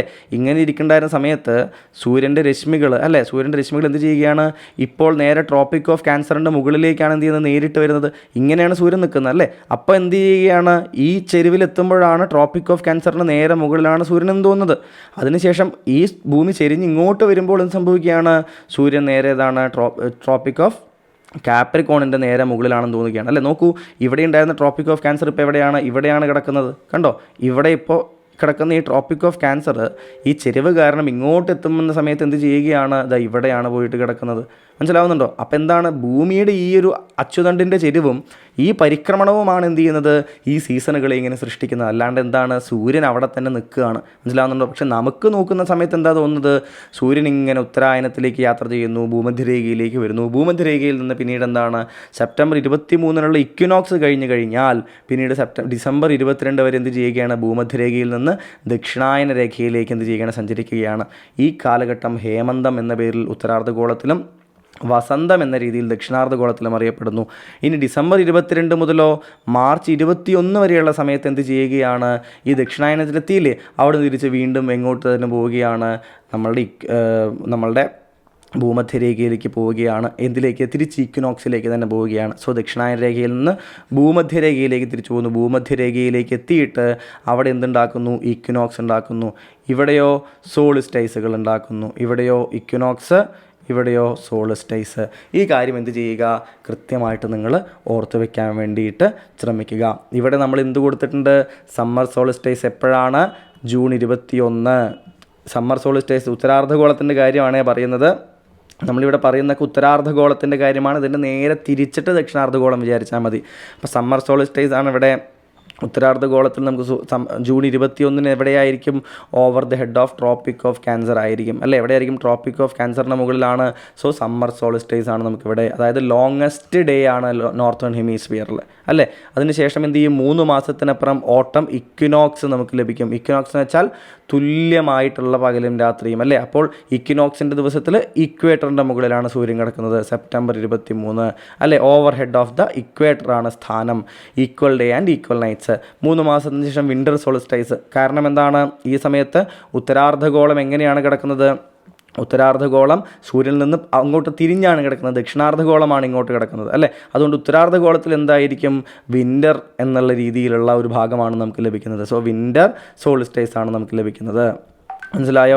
വിൻ്റർ സോളിസ്റ്റൈസ് ആണ് ഈ സമയത്ത് ഉത്തരാർദ്ധഗോളത്തിനെ സംബന്ധിച്ച് നമുക്ക് ലഭിക്കുന്നത്. ഇനി അതിനുശേഷം 3 മാസം കഴിഞ്ഞാൽ എന്ത് ചെയ്യും? അടുത്ത ഇക്വിനോക്സ് സ്പ്രിംഗ് അല്ലെങ്കിൽ വെർണൽ ഇക്വിനോക്സ് മാർച്ച് 21. ഇക്വിനോക്സിൽ ഇക്വേറ്ററിന് നേരെ മുകളിലായിരിക്കും ആരുണ്ടാവുക? സൂര്യൻ ഉണ്ടാവുക. മനസ്സിലായോ? അപ്പോൾ ഈ രീതിയിലാണ് എന്ത് സൃഷ്ടിക്കപ്പെടുന്നത്? സീസണുകൾ സൃഷ്ടിക്കപ്പെടുന്നത് എന്ന കാര്യം എന്ത് ചെയ്യുക? പ്രത്യേകം ഓർത്ത് വയ്ക്കാൻ വേണ്ടിയിട്ട് ശ്രമിക്കുക. നമ്മൾ കൊടുത്തിട്ടുള്ള ഡയഗ്രങ്ങൾ വെച്ച് തന്നെ എന്ത് ചെയ്യുക? നിങ്ങൾ ഈ പറഞ്ഞിട്ടുള്ള കൺസെപ്റ്റുകൾ ഓർത്ത് വയ്ക്കാനായിട്ട് ശ്രമിക്കുക. അപ്പോഴേ നിങ്ങൾക്ക് എന്ത് ചെയ്യാൻ പറ്റുള്ളൂ? എളുപ്പത്തിൽ കാര്യങ്ങൾ മനസ്സിലാക്കാനായിട്ട് സാധിക്കുകയുള്ളൂ. സൂര്യൻ്റെ അടുത്തേക്ക് ഏത് പോളാണോ ചെരിഞ്ഞ് നിൽക്കുന്നത്, ഇപ്പോൾ നോർത്ത് പോളാണ് ഇങ്ങോട്ട് ചെരിഞ്ഞ് നിൽക്കുന്നത് അല്ലേ. അതുകൊണ്ട് നോർത്തേൺ ഹെമിസ്ഫിയറിൽ എന്തായിരിക്കും? സമ്മർ ആയിരിക്കും അല്ലേ. സമ്മർ സോളിസ്റ്റൈസ് എന്ന രീതിയിലായിരിക്കും. ഇനി രണ്ട് പോളുകളും എങ്ങോട്ടും ചെരിഞ്ഞ് നിൽക്കാതെ തുല്യമാവുന്ന സമയങ്ങളിൽ ഇക്വിനോക്സുകൾ സംഭവിക്കുന്നു. ഇക്വേറ്ററിന് നേരെ മുകളിലായിരിക്കും ആരുണ്ടാവുക, സൂര്യൻ ഉണ്ടാവുക. ഇങ്ങോട്ട് ഏത് പോളാണോ ചെരിഞ്ഞ് നിൽക്കുന്നത് ആ പോളിൻ്റെ അവിടുത്തെ എന്താ പറയുന്നത്, ട്രോപ്പിക് ഓഫ് ക്യാൻസർ ആണെങ്കിൽ ട്രോപ്പിക് ഓഫ് ക്യാൻസറിൻ്റെ അവിടെ, ഇങ്ങോട്ടാണെങ്കിൽ ട്രോപ്പിക് ഓഫ് എന്താണ് കാപ്രിക്കോണിൻ്റെ അവിടേക്ക് എന്ത് ചെയ്യും, സൂര്യൻ നേരെ മുകളിൽ നിൽക്കുന്നതായിട്ട് തോന്നുകയും ചെയ്യും. അപ്പോൾ കൃത്യമായിട്ട് എന്ത് ചെയ്യുക, ഈ പറഞ്ഞ കാര്യങ്ങളെല്ലാം ഓർത്തുകൊണ്ട് എന്ത് ചെയ്യുക, ഉത്തരം എഴുതാൻ ശ്രമിക്കുക. ഈ പട്ടിക കൃത്യമായിട്ട് പഠിച്ചു വയ്ക്കുക. മലയാളത്തിൽ നമ്മൾ ടെക്സ്റ്റിൽ തന്നിട്ടുള്ള പട്ടികയും എന്ത് ചെയ്യുക, പോസ് ചെയ്ത് വെച്ചിട്ട് കൃത്യമായിട്ട് ഈ കൺസെപ്റ്റുകൾ മനസ്സിൽ വെച്ചിട്ട് വായിച്ച് മനസ്സിലാക്കാനായിട്ട് ശ്രമിക്കുക. അപ്പോൾ എല്ലാവർക്കും വളരെയധികം നന്ദി. അടുത്ത ക്ലാസ്സിൽ നമുക്ക് വീണ്ടും കണ്ടുമുട്ടാം.